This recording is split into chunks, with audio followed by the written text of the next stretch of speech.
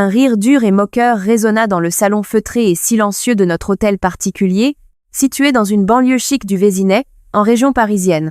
Une femme stérile et d'une inutilité aussi affligeante. Comment ose-t-elle fourrer son nez dans les affaires de Clotaire? Sur le vaste canapé d'angle en cuir pleine fleur, mon mari, Clotaire, était affalé vers l'avant, les yeux littéralement rivés sur l'écran de son téléphone portable. Il n'avait pas la moindre intention d'intervenir pour mettre un terme aux remarques cruelles de sa mère. Dans des circonstances normales, je me serais effondrée, sanglotant à chaudes larmes, ou j'aurais tremblé de rage en tentant de me défendre. Mais j'étais devenue différente, désormais. Vous avez tout à fait raison, belle-mère. Je vous demande pardon. Alors que j'inclinais doucement la tête en signe de soumission, ma belle-mère, Mao, laissa échapper un reniflement de satisfaction. Clotaire poussa un profond soupir de soulagement, visiblement reconnaissant que les choses ne soient pas devenues plus compliquées. Il me méprisait véritablement, me considérant comme une femme au foyer pathétique et stupide, qui ne savait rien et n'était capable de rien. Mais à cet instant précis, ni Clotaire ni ma belle-mère ne réalisaient que, 8 ans plus tard, mon silence de ce jour serait l'élément déclencheur qui détruirait leur vie de fond en comble. Je n'avais découvert la trahison de mon mari que quelques jours auparavant.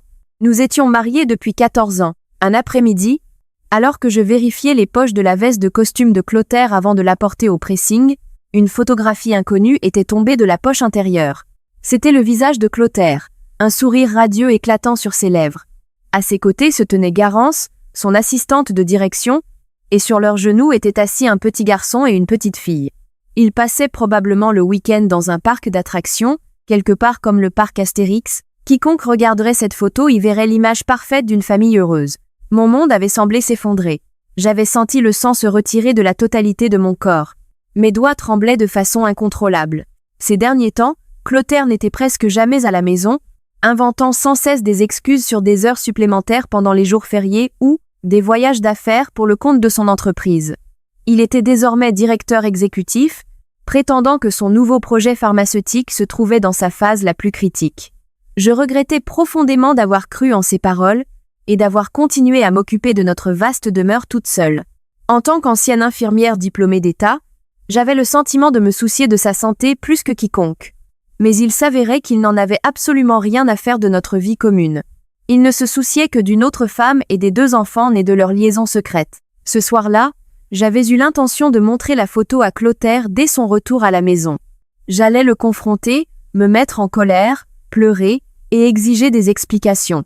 Mais les premiers mots qui franchirent les lèvres de Clotaire furent d'une froideur glaciale. À partir de ce mois-ci, le budget que je te verse pour la gestion de la maison est réduit de moitié. Retirant ça, veste des costumes, il parla sans même daigner m'accorder un seul regard. Les résultats du laboratoire sont en baisse. Les salaires sont amputés, tu vas donc devoir te montrer un peu plus économe. C'était un mensonge éhonté. Je savais pertinemment que le laboratoire pharmaceutique pour lequel il travaillait engrangeait en réalité des profits records. Ce n'était pas une suggestion de sa part. C'était la notification brutale d'une décision irrévocable. Ses yeux ne me voyaient même plus véritablement. Je n'étais plus un être humain à ses yeux. Je n'étais qu'un élément du décor, une fonctionnalité de la maison censée opérer à la perfection, sans nécessiter la moindre attention. Quand je reconnus ce regard vide et méprisant, quelque chose se figea irrémédiablement en moi. Même mes larmes refusèrent de couler. Je ne dis rien, me contentant d'un lent hochement de tête. Et aujourd'hui, j'avais tenté de sonder subtilement ma belle-mère, Mao, venue nous rendre visite. Clotaire rentre tellement tard en ce moment, je suis un peu inquiète, avais-je glissé. Comme si elle n'attendait que cela, ma belle-mère avait souri de manière cynique avant de me jeter ces mots d'une condescendance absolue. Les hommes de son rang ont beaucoup d'affaires à régler. En tant qu'épouse, tu dois simplement rester silencieuse et patienter. Tu n'as de toute façon pas d'enfant, il est donc tout à fait naturel qu'il se comporte ainsi. J'avais instantanément compris que ma belle-mère savait tout. Elle savait que Clotaire avait une autre famille, elle savait qu'il y avait des enfants là. Bah, j'étais la seule à être prise pour une imbécile, laissée totalement dans l'obscurité. Quelle était la signification de mon dévouement pendant 14 des 22 années que nous avions passées ensemble? La douleur de la trahison fut soudain éclipsée par la pure cruauté qui me transperçait la poitrine. La rage et le chagrin écrasant que je m'attendais à ressentir ne vinrent jamais. À la place, une lucidité effroyablement glaciale s'installa en moi, alors que je repensais au visage souriant sur cette photo. Pleurer ne servirait à rien. Hurler ne leur donnerait que de la satisfaction. Non, il n'y avait qu'une seule voie possible. J'ai senti une porte se verrouiller dans mon cœur, puis se transformer en un bloc de glace massif. À partir de ce moment précis, l'émotion devint un luxe que je ne pouvais plus me permettre. La connaissance était la seule arme qu'il me restait. Tout en continuant à jouer à la perfection le rôle de l'épouse soumise et obéissante, je commençais à formuler un plan avec une tête froide. Une personne normale aurait immédiatement appelé un avocat, demandé le divorce, rassemblé les preuves de l'adultère, réclamé une lourde prestation compensatoire et ruiné la réputation de l'autre femme. Mais je ne fis rien de tout cela. Je ne cherchais pas à fouiller dans l'identité de sa maîtresse. Je ne blâmais pas mon mari et ne me disputais pas avec ma belle-mère. Je me lançais simplement dans une mission secrète. Je commençais à conserver méticuleusement tous les résultats des bilans de santé annuels obligatoires de Clotaire, réservés aux cadres dirigeants qui arrivaient par la poste chaque année. J'archivais la moindre feuille de données détaillée qui enregistrait le fonctionnement interne de son organisme, sans rien omettre. J'avais une inquiétude dont je ne pouvais parler à personne. Une angoisse bien plus profonde et bien plus sombre qu'un simple désir de vengeance. Ces enfants allaient-ils bien s'en sortir? Les 2 enfants innocents sur cette photographie. Cette petite question qui me taraudait, et les dossiers médicaux que je collectais en secret, devinrent l'obsession de ma vie. Pourquoi moi, sachant pertinemment que mon mari m'était infidèle, deviendrais-je obsédée par ces bilans de santé? 8 ans plus tard, quelle vérité horrifiante serait exhumée de tout cela? Clotaire et les autres n'en avaient absolument pas la moindre idée. Depuis ce jour, ma vie ressemblait à un film en noir et blanc. Mon mari Clotaire me traitait littéralement comme une simple colocataire. Non seulement mon budget domestique avait été injustement amputé, mais son attitude devenait de plus en plus glaciale au fil des jours. Le repassage de ce col est bâclé. Tu es à la maison toute la journée.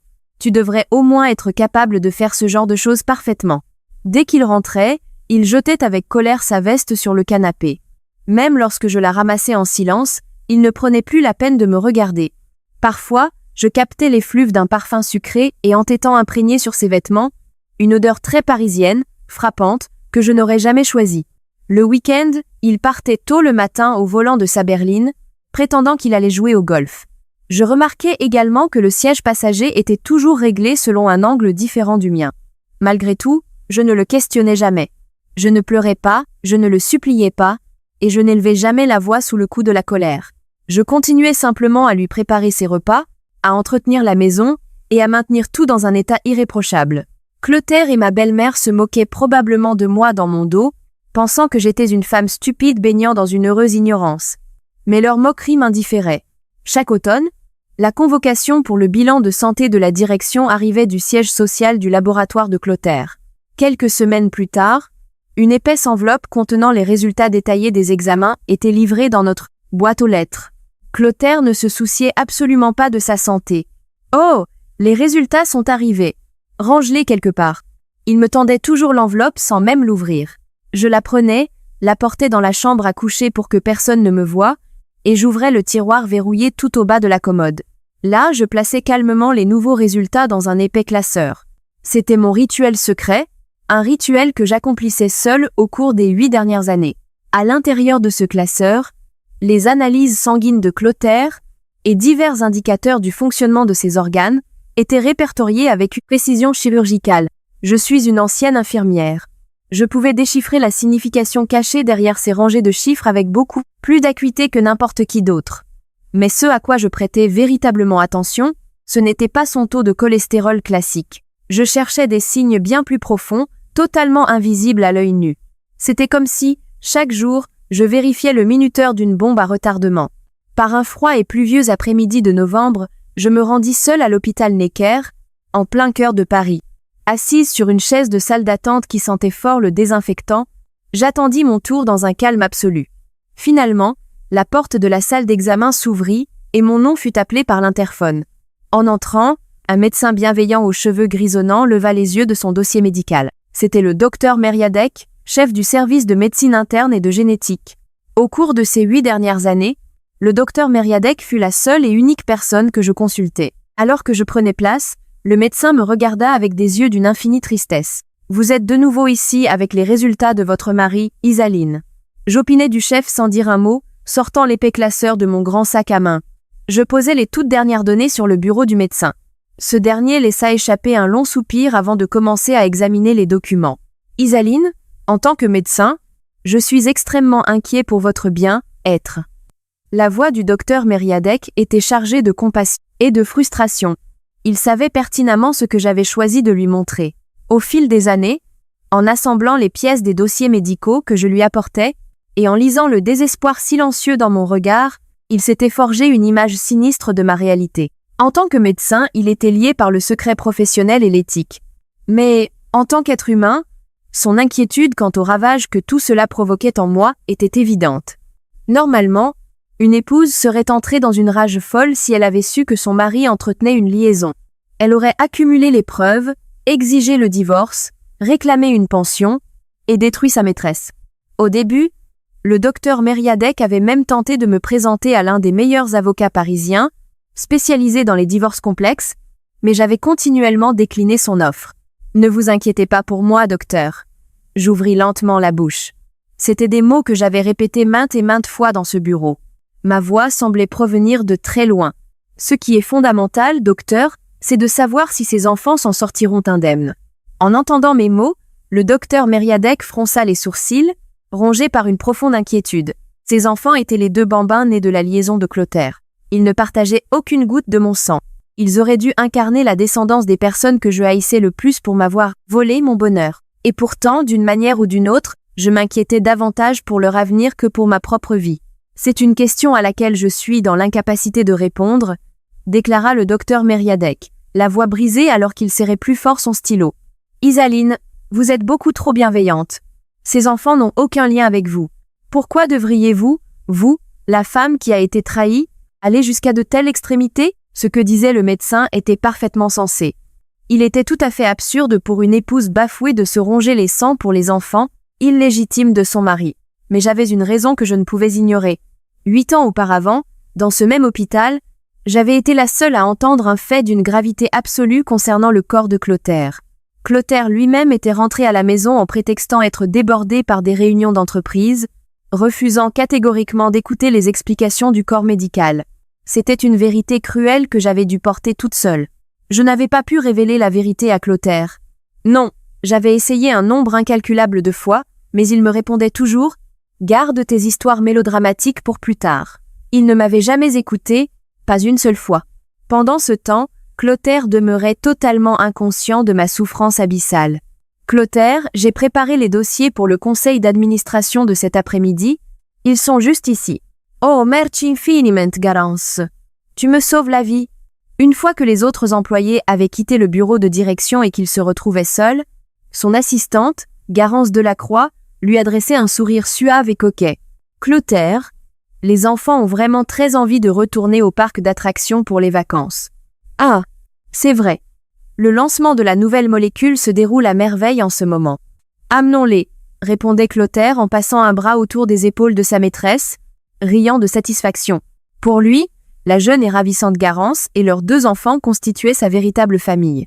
Moi, son épouse légitime, n'était qu'une présence utilitaire qui faisait la cuisine et le ménage sans jamais se plaindre. Clotaire croyait sincèrement que sa vie était un chef-d'œuvre sans le moindre défaut. « Ta femme ne se doute vraiment de rien, hein ? Je me sentirais presque mal pour elle. Laisse tomber. Elle a toujours été une femme inculte, insensible, qui ne se sert jamais de son cerveau. » Ils savouraient leur pause café raffinée tout en riant à mes dépens. Ma femme ne sait rien. J'ai une maîtresse somptueuse. J'ai des enfants adorables. Il n'y avait pas une seule chose dans le monde qui n'allait pas exactement dans son sens. C'est ce dont Clotaire était intimement persuadé. Mais il avait commis une erreur fatale. Il partait du principe que je restais silencieuse parce que j'ignorais tout. Il m'avait sous-estimée.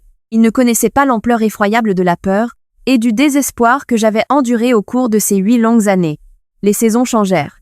L'automne de cette fatidique 8e année arriva. Comme à l'accoutumée, la notification pour le bilan de santé des dirigeants de l'entreprise de Clotaire arriva par la poste. Mais à l'intérieur de l'enveloppe de cette année, se trouvait un document d'une nature radicalement différente de ceux des années précédentes. Adressé à Monsieur Clotaire, veuillez programmer un examen de suivi approfondi immédiatement. Médecin traitant, Dr Mériadec, chef du service de médecine interne. En voyant ce tampon rouge ancré sur le papier, Je sentis la température de mon corps chuter brutalement. La chose que je redoutais le plus avait finalement commencé à se mettre en mouvement. Le compte à rebours avant l'annihilation du monde parfait de Clotaire venait de s'enclencher. Silencieusement, mais avec une certitude absolue. Mais qu'est-ce que c'est que ce bout de papier stupide? Un tampon rouge. Quel mélodrame! Pendant le dîner, Clotaire jeta avec irritation le document sur la table de la salle à manger. C'était la convocation pour l'examen approfondi de l'hôpital qui était arrivé cet après-midi-là. Le mot en caractères gras, immédiat, reflétait la lumière des lustres de façon menaçante. Ce n'est qu'une arnaque de l'hôpital pour soutirer des frais médicaux à ma mutuelle. Je vais à la salle de sport tous les jours. Mon corps est dans une forme olympique. Clotaire reposa violemment sa fourchette et me lança un regard froid. Ne me dis pas que tu as raconté des histoires de folle à ce médecin en cachette, n'est-ce pas? Tu inventes des contes à dormir debout parce que tu es paranoïaque dès que ton mari rentre tard. Je secouai lentement la tête. Je n'ai rien fait de tel. Mais une lettre comme celle-ci provient directement de l'administration de l'hôpital. Il y a peu, être un véritable problème. Tu devrais aller te faire examiner. Ferme-la. Clotaire frappa du poing sur la table, me coupant la parole. De l'eau déborda de son verre, les gouttelettes glacées heurtant mon poignet. La semaine prochaine, je suis complètement débordée avec la mise sur le marché de la nouvelle gamme de produits. Je ne suis pas comme toi, une femme au foyer qui dispose d'un temps libre infini chaque jour de la semaine. Je n'ai pas une seule seconde à perdre avec un examen médical ridicule. C'est à cet instant précis que, par malheur, le bruit d'une clé de rechange tournant dans la serrure de la porte d'entrée résonna dans le hall. Ma belle-mère, qui habitait à quelques rues de là, venait comme d'habitude récupérer les restes du bœuf bourguignon. Saisissant immédiatement l'atmosphère électrique qui régnait dans la salle à manger, ses yeux se posèrent aussitôt sur le papier estampillé de rouge sur la table. Oh mon Dieu! Clotaire a reçu une convocation pour un examen approfondi. Oh, Isoline! C'est de toute évidence. Parce que tu lui prépares des repas totalement dénués de la moindre valeur nutritionnelle tous les jours, n'est-ce pas? Ma belle-mère rit de moi avec cynisme tout en frottant exagérément le dos de son fils. Écoute-moi bien, Isaline. Soyons réalistes. C'est Clotaire qui maintient la respectabilité de cette famille. Mon fils a une carrière extraordinairement brillante. Sa santé est un capital. Tu dois comprendre la pression qu'il subit au quotidien, d'autant plus lorsque d'autres aspects de sa vie ne sont pas aussi épanouissants. S'il arrive quoi que ce soit à Clotaire, comment comptes-tu en assumer la responsabilité? Des mots jaillissaient de sa bouche, niant totalement mon existence. Le fait que je n'ai pas d'enfant était l'arme la plus facile dont il disposait pour me blesser. Mais ma belle-mère ignorait complètement à quel point ces mots étaient tranchants et cruels, et surtout, à quelle vitesse ils allaient se retourner contre eux comme un boomerang. « Tu as raison, maman », dit Clotaire en souriant avec cynisme et en me regardant comme si j'étais un déchet. Je refuse de me laisser infantiliser par une femme qui n'est même pas capable de gérer ses propres fonctions biologiques. Jette simplement ce papier. Après avoir prononcé ces mots, Clotaire se leva et disparut dans la suite parentale. Ma belle-mère l'imita. Bon, l'ambiance est gâchée maintenant. Elle poussa un faux soupir, rangea ses boîtes en plastique avec les restes et quitta la maison. Laissée seule dans la salle à manger, je ramassai calmement le papier rouge tombé sur la table. Clotaire se moquait de moi en me traitant de femme incapable de maintenir sa santé, mais j'étais une ancienne infirmière diplômée d'État. Je possédais infiniment plus de connaissances médicales que quiconque dans cette maison, et j'étais capable d'évaluer des faits avec un détachement purement clinique. Tout comme Clotaire le prétendait, sa santé générale n'était pas mauvaise du tout. Sa tension artérielle était normale. Les fonctions de ses reins et de son foie étaient tout à fait saines. Il paraissait jeune et plein de vitalité. C'était précisément la raison pour laquelle il avait une confiance aveugle en son corps. Cependant, la véritable signification de cette convocation pour un examen approfondi envoyé par le Dr Meriadec n'était pas de détecter une banalité liée au mode de vie. C'était le signal que la limite de temps imposée à une vérité terrifiante, tapie au plus profond des gènes de Clotaire depuis 8 ans, touchait désormais à sa fin. La cruelle vérité que j'avais entendue toute seule, ce jour-là, lorsque Clotaire s'était enfui en utilisant son travail comme excuse. Le lendemain, au siège du laboratoire de Clotaire, lui et sa maîtresse Garance riaient ensemble dans la salle de repos. « Clotaire, j'ai entendu dire que tu t'étais disputé avec ta femme hier. »« Ouais. J'ai reçu une convocation de l'hôpital pour un examen. Elle devenait particulièrement agaçante avec ses jérémiades, alors je lui ai cloué le bec. » Garance toucha doucement le bras de Clotaire, le regardant avec adoration. « Ta femme est tellement théâtrale. Tu respires la santé. Mais si jamais tu tombes malade un jour, c'est moi qui prendrai soin de toi pour l'éternité, car nous sommes ta véritable famille. » Un large sourire s'épanouit sur le visage de Clotaire à l'entente de ces mots. Tu as raison. Pour toi et les enfants, je dois continuer à amasser de l'argent. Oh, au fait, vendredi prochain, il semble que mon emploi du temps soit dégagé. Je vais débouler dans le cabinet de ce médecin prétentieux et lui dire ma façon de penser pour qu'il arrête de m'envoyer ces lettres ridicules. Après ça, emmenons les enfants dans un excellent restaurant étoilé. Vraiment? Les enfants vont être aux anges. Clotaire tentait de satisfaire son ego en me dégradant continuellement. Aux yeux de sa maîtresse, il se dépeignait comme une victime devant supporter une épouse pathétique, incapable d'accepter sa propre inutilité. Il avait décidé de marcher de son plein gré, sur ses deux jambes, tout droit dans le bureau du docteur Mériadec, là où le médecin l'attendait. Au même instant précis, je me trouvais à la maison, feuilletant de vieux calendriers, fixant un petit cercle tracé sur une date datant d'il y a 8 ans. De ce jour jusqu'à cet instant précis, combien de désespoir avais-je embrassé, et combien de larmes avais-je dissimulé? Clotaire pensait que j'étais une épouse stupide et ignorante, une femme sans défense qui avait renoncé à se venger même après avoir découvert sa trahison. Mais il avait tort. Il y avait une raison extrêmement limpide pour laquelle je ne l'avais jamais confronté, pour laquelle je n'avais jamais demandé le divorce, et pour laquelle je n'avais jamais contacté sa maîtresse.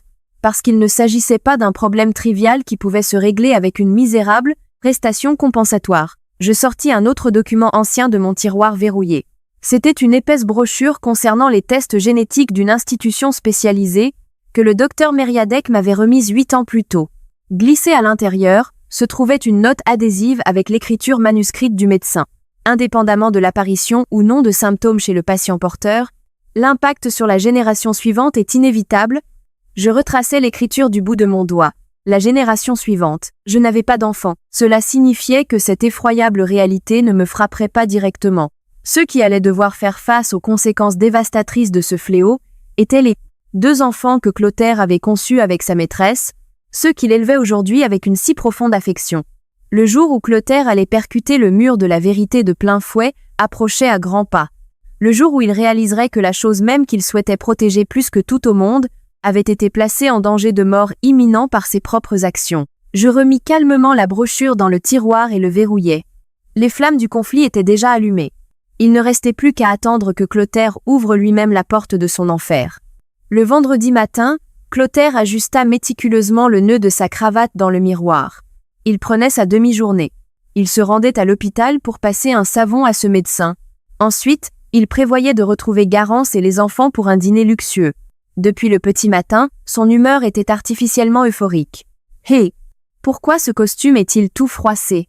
Clotaire jeta la veste de costume qu'il venait de sortir du dressing sur le sol de la chambre. « Je te demande pardon. Je vais t'en préparer un autre immédiatement. Laisse tomber. Tu as déjà ruiné ma matinée. » Il claqua la langue et me fusilla d'un regard purement glacial. « Tu es véritablement une femme incapable de faire la moindre chose correctement. Tu te prétends femme au foyer, mais tu es incompétente pour les tâches ménagères. Tu es incapable de porter des enfants. Tu ne possèdes rien. Une coquille vide dont l'existence entière se résume à vivre à mes crochets. » Des mots cruels s'écoulaient de la bouche de Clotaire, un par un. Tels des poignards, ils m'étaient destinés sans la moindre pitié. « Sais-tu pourquoi nous sommes encore mariés ? C'est une simple question d'économie. Cet arrangement me revient moins cher que d'embaucher du personnel de maison à plein temps. Et c'est beaucoup moins complexe qu'une procédure de divorce. Alors, contente-toi de faire ta part et reste silencieuse. Tu n'es qu'une domestique bien pratique dans ma vie. Aie un minimum de conscience de ta propre futilité et ferme ta bouche. » Ces paroles effaçaient complètement mon humanité. En temps normal, mon cœur se serait brisé et j'aurais éclaté en sanglots incontrôlables, mais je me contentais de ramasser la veste sur le sol et de m'incliner calmement. « Je te présente mes plus sincères excuses. » Voyant mon absence totale de résistance, Clotaire rit de manière triomphale. « Heureux que tu comprennes enfin ta place. Cet après-midi, je vais voir ce charlatan de médecin.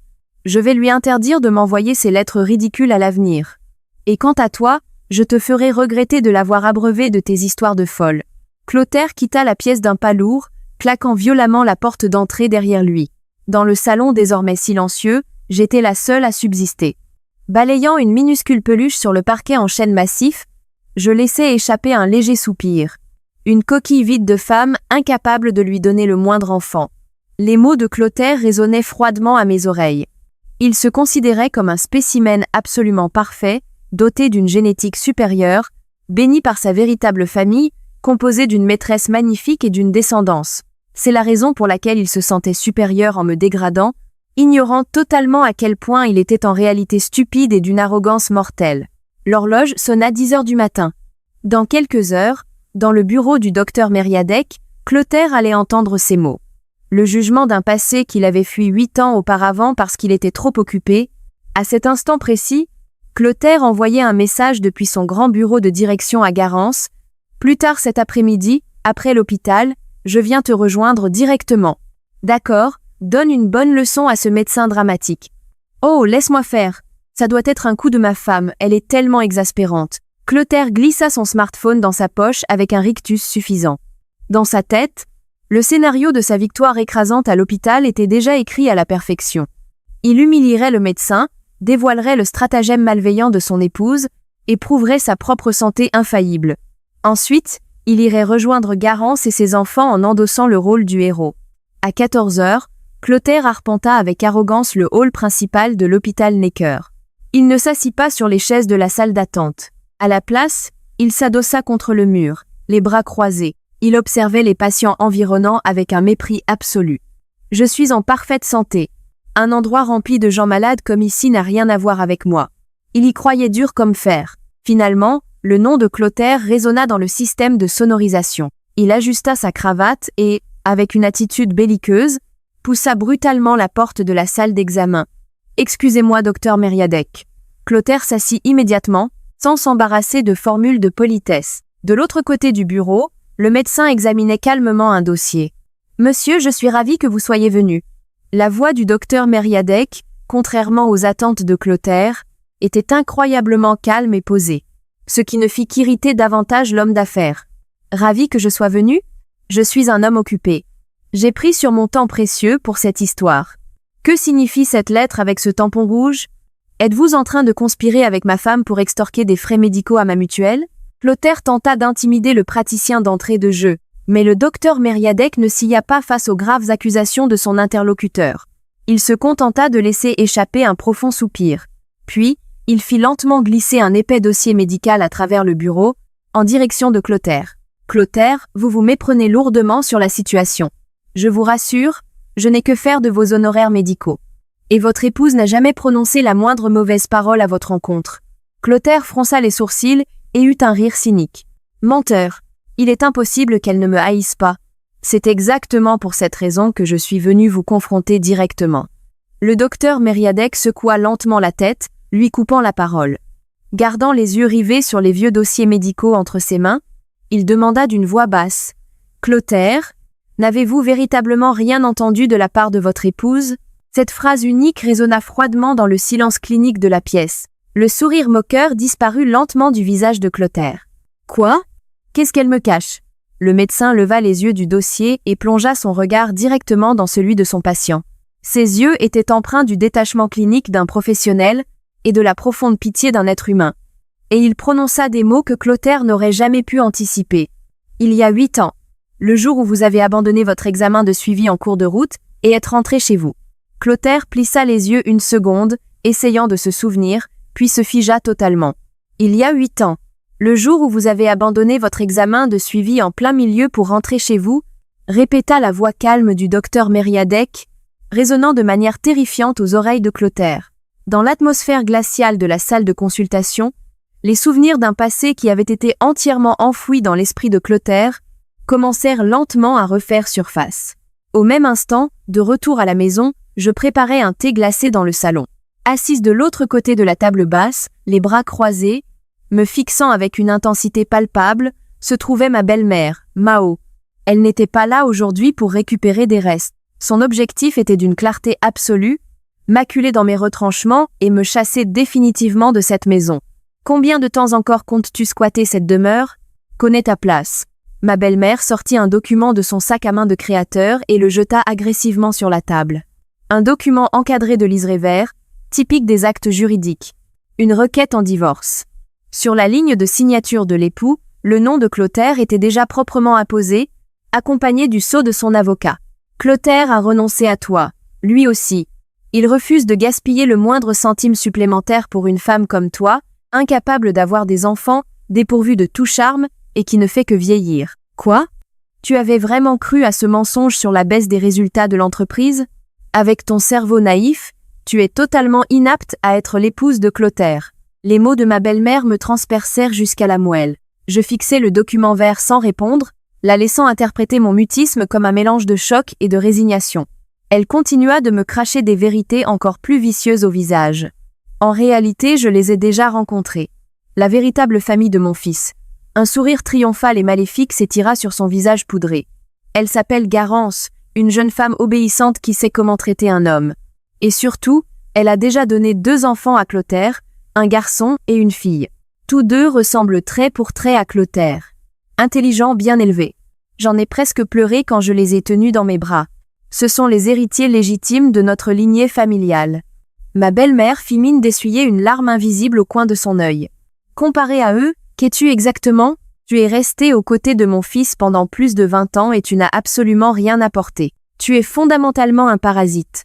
Clotaire veut évidemment emménager dans une nouvelle maison avec sa vraie famille. Ta présence ici n'est qu'un obstacle à son bonheur. Habituellement, à ce stade précis, une femme craquerait ou s'effondrerait en larmes. Un mari infidèle, des enfants illégitimes, et une belle-mère qui approuvait pleinement la situation tout en essayant de la jeter à la rue. Ma dignité avait été piétinée sans retenue. Ma position d'épouse m'avait été arrachée sans laisser la moindre trace. Ils avaient tout orchestré pour me briser psychologiquement afin que je parte de mon propre chef. Mais curieusement, mon cœur demeurait dans un calme absolu. Car le moment où j'avais véritablement été poussée dans mes retranchements n'était pas aujourd'hui. Mon horloge s'était arrêtée il y a 8 ans. Ce jour-là, au cœur de l'hiver, il y a 8 ans, j'avais reçu une explication cruciale de la part du docteur Mériadec concernant les résultats des analyses de Clotaire. Ce n'était pas une simple notification concernant un taux de cholestérol trop élevé ou de l'hypertension. Il s'agissait d'un risque sévère, lourdement lié à des facteurs génétiques, qui auraient des conséquences catastrophiques sur la génération suivante. Et juste après cela, j'avais trouvé la photo de Garance et de ses enfants dans la poche du costume de mon mari. Dans mon désespoir et ma confusion, j'avais tenté de dire la vérité à Clotaire. Avant même de le confronter au sujet de sa liaison, je sentais qu'il fallait impérativement que je lui parle de son corps, et des risques encourus par ses enfants sur la photo. Bien que j'aie été trahi, je ne pouvais ignorer une menace de mort. Clotaire, accorde-moi un instant, je t'en prie. Il y a quelque chose d'incroyablement grave concernant ta santé. Lorsque j'avais initié cette conversation, Clotaire avait claqué la langue et m'avait coupé net. Ferme-la, je suis épuisé. Je n'ai pas le temps d'écouter tes paranoïas exagérées.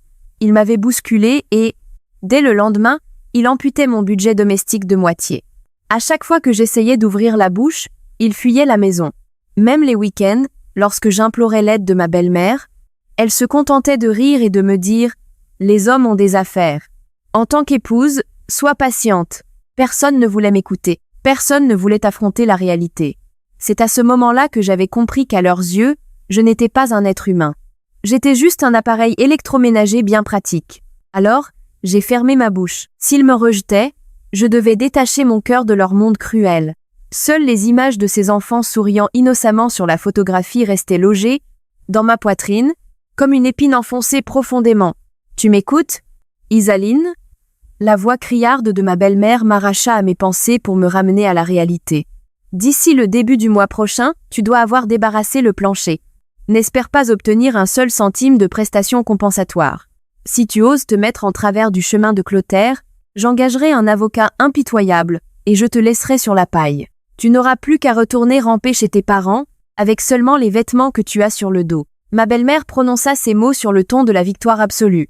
Elle se leva et attrapa son sac. Alors qu'elle se dirigeait vers la porte, j'inclinai calmement la tête vers son dos. « Merci d'avoir pris la peine de vous déplacer. » Mon ton totalement dénué d'émotion la fit s'arrêter un instant. Elle me regarda comme si elle venait de voir un spectre. Mais elle balaya rapidement cette impression, la considérant comme un coup de bluff pathétique d'un adversaire déjà vaincu. Elle eut un rire cynique et fit claquer la porte d'entrée. Le son froid du loquet résonna, et la maison retomba dans un grand silence. Je fixai la requête en divorce laissée sur la table. La signature de Clotaire paraissait incroyablement sinistre. Ils croyaient m'avoir acculé avec succès.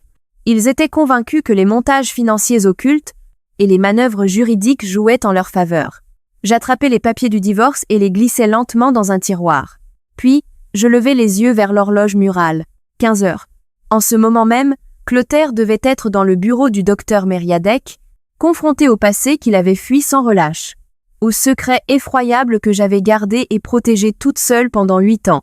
Alors qu'il était persuadé de m'avoir coincé et d'avoir gagné la partie, la vérité était que celui qui se tenait aux portes de l'enfer n'était autre que Clotaire lui-même. Je sortis l'épais classeur du tiroir verrouillé. Ici reposaient les archives des antécédents médicaux de mon mari, compilés sans rater une seule année, ainsi qu'un autre document critique fourni par le médecin concernant l'avenir de ses enfants. « Clotaire, tu crois peu être m'avoir tout pris », murmurai-je doucement, sentant la texture de la couverture du classeur tout en fixant froidement l'horloge. « Mais la chose même que tu désires protéger plus que tout est entre mes mains depuis bien longtemps. » Le scénario parfait que Clotaire avait élaboré était, à cette seconde précise, en train de s'effondrer en poussière. Un examen de suivi datant d'il y a 8 ans ? De quoi parlez-vous ? Clotaire rit de manière cynique, essayant de masquer son irritation. Je suis en parfaite santé. Je ne manque jamais mon footing matinal, et tous les indicateurs de base de mes bilans d'entreprise sont totalement normaux. Quelle que soit l'anomalie mineure qui traînait à l'époque, elle a définitivement disparu. M'avez-vous fait venir jusqu'ici, gâchant mes précieux congés payés, pour des histoires de l'Antiquité ? Il croisa les bras et s'enfonça dans son fauteuil, fusillant le docteur Mériadec d'un regard dédaigneux. Cependant, le médecin ne fut absolument pas déstabilisé par les provocations de son patient. Il ouvrit avec un calme souverain l'épais dossier médical qu'il tenait entre ses mains et fit glisser un résultat d'analyse vieilli par le temps sur le bureau. Tamponné à l'encre rouge en haut de la page, on pouvait lire « Examen complémentaire requis, génétique ». Il ne s'agit pas d'une pathologie dont vous souffrez actuellement. C'est un fait critique concernant votre patrimoine génétique. Génétique. Le sourire narquois s'effaça lentement du visage de Clotaire. Il y a 8 ans, un marqueur spécifique a été détecté lors de vos analyses sanguines. Une analyse approfondie menée par un institut de génétique spécialisé a confirmé que vous êtes porteur d'une maladie génétique grave. Un porteur ? Qu'est-ce que cela signifie ? Est-ce que je vais mourir d'une maladie en phase terminale ? Clotaire passa en état d'alerte maximale en entendant une terminologie médicale à laquelle il était confronté pour la toute première fois. Non. Votre risque personnel de développer des symptômes est extrêmement faible et n'impactera pas votre quotidien. C'est exactement pour cela que vous êtes resté en si bonne santé jusqu'à présent. En entendant cela, Clotaire poussa un énorme soupir de soulagement. Il reprit immédiatement sa posture arrogante, se rejetant en arrière dans sa chaise. « Ah, vous m'avez fait une de ces peurs pendant une seconde. Si je ne vais pas tomber malade, alors il n'y a aucun problème. Pourquoi m'avez-vous fait venir, bon sang ? Vous êtes vraiment un charlatan dramatique. Que ce soit l'œuvre de ma femme ou non, je n'ai pas de temps à perdre avec ces absurdités théâtrales. » Clotaire était absolument convaincu d'avoir remporté la victoire. « Je n'ai aucune anomalie. Ma femme exagère tout et entraîne les médecins dans son hystérie. Quand je rentrerai, je lui donnerai une bonne leçon et je la forcerai à signer ses papiers de divorce. » De si cruels projets traversaient son esprit.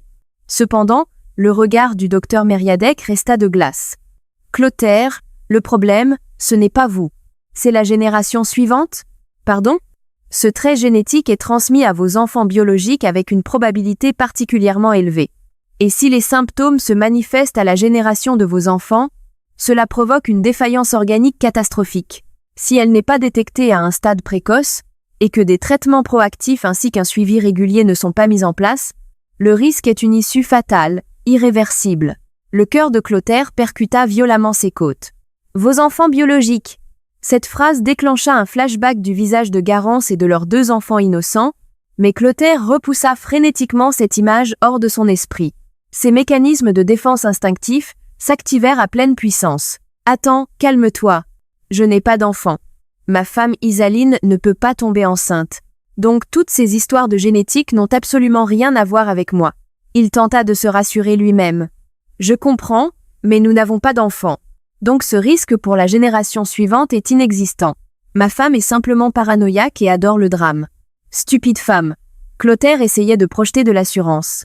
Il croyait que s'il parvenait simplement à dissimuler l'existence de sa famille secrète, Il pourrait échapper totalement à cette situation. Si tel est le cas, alors pourquoi votre épouse est-elle venue ici, toute seule, il y a 8 ans, pour récupérer ses résultats? La question posée calmement par le médecin fit suffoquer Clotaire. Le docteur Mériadec pointa du doigt un formulaire de consentement glissé dans le dossier médical. Là, figurait la signature d'Isaline, tracée d'une main tremblante. La date correspondait très exactement à il y a 8 ans, au beau milieu de l'hiver. Nous devions vous remettre ces résultats en main propre, mais vous avez fui l'examen en plein milieu et vous n'êtes jamais revenu, prétendant être débordé par votre travail. Clotaire perdit l'usage de la parole. Il s'en souvenait. Il y a 8 ans, au beau milieu d'une prise de sang, il avait regardé sa montre de luxe, bousculé les infirmières et quitté l'hôpital à grandes enjambées, prétextant un rendez-vous urgent. Ce rendez-vous n'était autre qu'un rendez-vous galant avec Garance, qui n'était à l'époque qu'une jeune secrétaire. Votre épouse, plus que quiconque, était terrorisée pour votre santé et a tenté de vous persuader de revenir un nombre incalculable de fois. Mais vous avez catégoriquement refusé de l'écouter. C'est pourquoi votre femme a dû supporter seule le poids écrasant de cette cruelle vérité. Le souvenir d'il y a 8 ans refit brutalement surface dans l'esprit de Clotaire.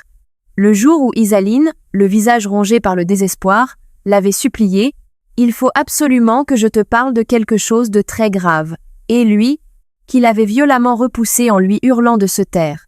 À ce moment-là, Isaline n'essayait pas de l'accuser de la tromper. Elle tentait de lui transmettre un avertissement médical d'une gravité mortelle. Votre épouse savait pertinemment qu'elle ne pouvait pas avoir d'enfant.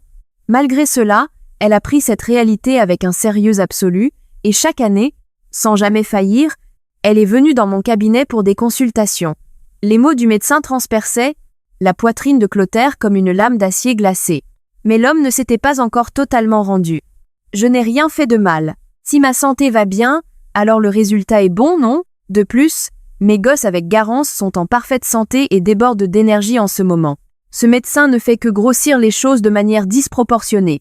Il s'accrochait à une inversion délirante de la logique. En gros, mes gènes sont à risque, mais comme officiellement je n'ai pas d'enfant, il n'y a pas de mal, pas vrai? Ma femme est juste un monstre de paranoïa.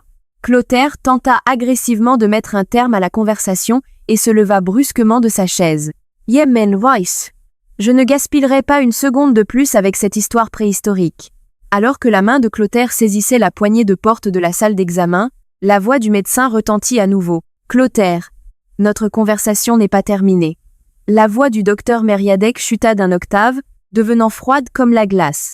Lorsque Clotaire se retourna, le médecin sortit un autre dossier de son tiroir. C'était une épaisse pile de notes de consultation que Clotaire n'avait jamais vue de sa vie. « Vous avez le droit de savoir très exactement ce que votre épouse est venue me consulter dans ce bureau, année après année. Qu'est-ce que c'est que ce dossier? Votre femme n'est pas seulement venue ici pour se tourmenter au sujet de votre corps. Chaque année, elle m'a posé constamment et inlassablement la même question, encore et encore. » Le médecin feuilleta le dossier et s'arrêta sur une page précise. Puis il regarda Clotaire droit dans les yeux et lâcha « Votre femme a passé toutes ces années terrorisée pour l'avenir des enfants nés de votre liaison avec une autre femme. » Instantanément, le sang quitta la totalité du corps de Clotaire.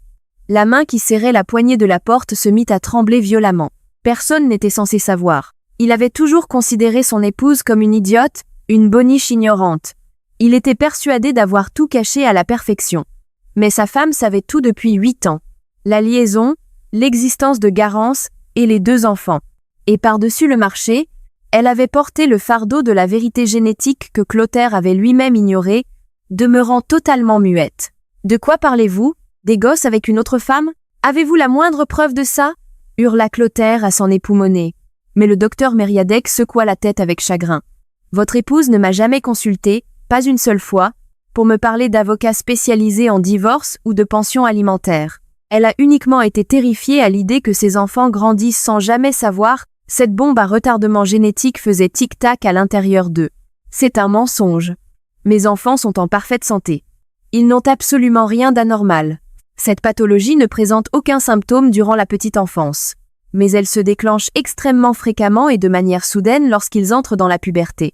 Sans des bilans sanguins hautement spécialisés, qui nécessitent obligatoirement le consentement parental, cette condition ne sera jamais détectée lors d'examens pédiatriques standards. C'est exactement ce qui terrorisait tant votre épouse. Les jambes de Clotaire perdirent toute leur force. Il s'effondra à nouveau dans sa chaise, avec un halètement pathétique. Le monde qu'il pensait sans faille volait maintenant en éclats. La bombe à retardement menaçant la vie de la véritable famille qu'il souhaitait tant protéger était active depuis tout ce temps. Et la seule personne qui était au courant, c'était l'épouse qu'il méprisait le plus au monde et qu'il tentait en ce moment même de jeter à la rue. Les jambes toujours flageolantes, Clotaire marcha dans les couloirs de l'hôpital. Son esprit était un écran totalement blanc. Se déclenche de manière soudaine lorsqu'ils entrent dans la puberté. Les mots du docteur Mériadec résonnaient de façon incessante dans son cerveau.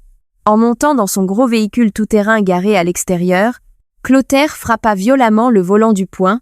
Comment la femme que je prenais pour une idiote incapable pouvait-elle être au courant de ma liaison depuis 8 ans? Elle connaissait même la menace mortelle qui pèse sur mes enfants. Un mélange chaotique de honte et de terreur bouillonnait dans sa poitrine. Mais Clotaire demeurait toujours incapable d'admettre ses propres torts. Il occultait la totalité de ses actions. La trahison, les humiliations, la violence psychologique qu'il avait infligée à sa femme. Non, ce n'est pas moi qui suis en tort. Elle m'a intentionnellement caché ça. Les mains tremblantes, il attrapa son téléphone et composa un numéro.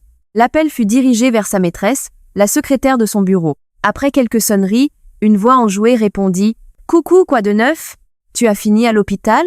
Clotaire déglutit difficilement, essayant de rendre sa voix aussi stable que possible. « Ouais, tout est réglé. » Ce n'était rien du tout. « Au fait, les enfants vont bien, n'est-ce pas? Rien d'inhabituel ?» La soudaineté de la question donna à la voix à l'autre bout du fil une inflexion légèrement confuse. « Ils vont très bien, bien que dernièrement ils semblent se fatiguer très facilement. Le plus grand se plaint parfois que sa poitrine lui fait mal. Sûrement juste des douleurs de croissance, pas vrai ?» Ces mots gelèrent le cœur de Clotaire. Ce symptôme correspondait trait pour trait aux signes précurseurs que le médecin venait explicitement de décrire. « Et mène-les faire un examen approfondi immédiatement » hurla involontairement Clotaire. « Mais qu'est-ce qui te prend? Pourquoi tu te mets à crier d'un coup? Ce n'est rien. Assure-toi juste qu'ils ne sortent pas de la maison avant que j'arrive. » Clotaire raccrocha brutalement, cherchant son souffle. Pour sauver ses enfants, il avait besoin des données médicales détaillées. Ce fameux dossier complet datant d'il y a 8 ans, sans ces dossiers médicaux précis, même un pédiatre réagirait trop tard pour administrer le traitement adéquat. Et l'intégralité de ces archives se trouvait entre les mains de sa femme. Clotaire serra les dents à s'en briser la mâchoire et écrasa la pédale d'accélérateur. Cette salope, elle a volontairement caché ses données pour me faire du chantage. Il en conclut que tout ceci n'était que la machination malveillante de son épouse. Je vais lui arracher ses documents des mains à la seconde où j'arrive à la maison. Et cette fois-ci, je la jetterai hors de ma vue pour de bon. À ce moment-là, je l'attendais calmement dans le salon. Sur la table reposait la requête en divorce aux bordures vertes que ma belle-mère avait laissée, et juste à côté, l'épais classeur que j'avais protégé pendant 8 ans. Je n'avais plus besoin de le garder sous clé dans le tiroir. Le bruit d'une portière de voiture claquant avec fureur résonna depuis l'extérieur. Des fêtes de pas précipités approchèrent. La porte d'entrée s'ouvrit à la volée avec une rage indescriptible. « Et, où es-tu » Clotaire fit irruption dans le salon en hurlant. Son visage était livide, ses yeux injectés de sang, et sa cravate de travers. L'arrogance absolue dont il faisait preuve en partant le matin même s'était intégralement évaporée.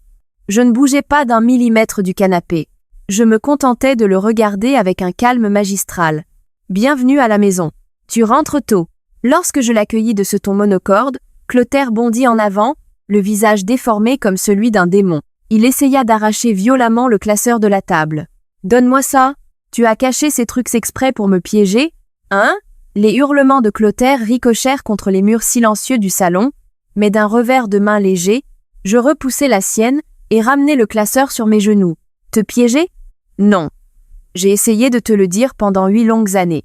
C'est toi qui as systématiquement refusé d'écouter. » Clotaire se figea, grinçant des dents de pure rage. Ses yeux allaient frénétiquement du classeur posé sur mes genoux à la requête en divorce posée à côté. La vision pathétique d'un homme qui croyait encore que l'univers tout entier tournait, uniquement autour de sa personne. Ne joue pas à tes petits jeux avec moi. S'il arrive quoi que ce soit à mes gosses, comment vas-tu assumer la responsabilité de ça? Il venait enfin d'admettre l'existence de ces enfants illégitimes de sa propre bouche, uniquement pour tenter de rejeter la faute sur sa femme.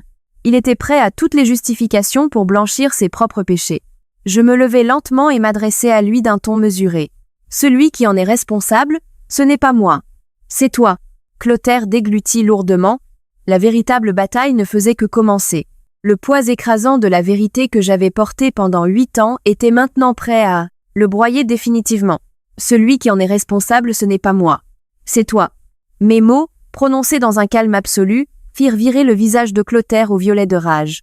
Jamais il ne serait capable de reconnaître ses propres torts. Par réflexe, il lança un assaut verbal d'une extrême violence à mon encontre. « Arrête tes conneries. C'est parce que tu as gardé le silence que mes enfants sont en danger de mort aujourd'hui, pas vrai ?» Il balaya d'un revers de la main sa propre culpabilité pour pointer un doigt, accusateur vers moi, vociférant « Tu es devenue folle de jalousie, hein? Parce que tu es stérile. Tu as maudit ma véritable famille. Espèce de calculatrice, donne-moi ce classeur immédiatement. » Clotaire planta ses 2 mains sur la table, se penchant en avant pour m'intimider. Puis, il pointa du doigt la requête en divorce verte que sa mère avait déposée. « J'ai déjà eu ma mère au téléphone. Tu as les papiers du divorce, n'est-ce pas? Je vais te verser une petite indemnité de licenciement conjugal en guise de compensation. Pose ces dossiers et fous le camp de cette maison. Ne t'avise plus jamais d'interférer dans ma vie. » Il n'avait toujours pas compris. Il croyait sincèrement qu'il pouvait m'acheter avec de l'argent, régler la situation selon ses caprices et s'éloigner sans la moindre égratignure. Je laissai échapper un long soupir et ouvris lentement le classeur entre mes mains. De la jalousie? Dissimuler des choses? Non, ce n'est pas ça du tout. De l'intérieur du classeur, je sortis plusieurs documents méticuleusement conservés dans des pochettes plastiques. C'étaient de grosses enveloppes, aux coins légèrement écornés et couverts de plis. Regarde ceci. Je fis glisser l'une d'entre elles juste devant les yeux de Clotaire. L'adresse de destination portait le nom de Monsieur Clotaire, et l'expéditeur n'était autre que le département de génétique pédiatrique de l'hôpital, Necker, où exerçait le docteur Mériadec. Clotaire fixa l'enveloppe avec suspicion. « Qu'est-ce que c'est que ça? Regarde à l'intérieur. » D'un geste las, Clotaire arracha grossièrement le contenu de l'enveloppe. À l'intérieur se trouvait un document officiel au format rigide, intitulé « Formulaire de consentement pour test génétique pédiatrique ». Un formulaire de consentement, pour que ces enfants puissent être dépistés avant que les symptômes ne se manifestent, ta signature directe, en tant que père biologique, et un entretien en personne avec le médecin sont des exigences légales absolues.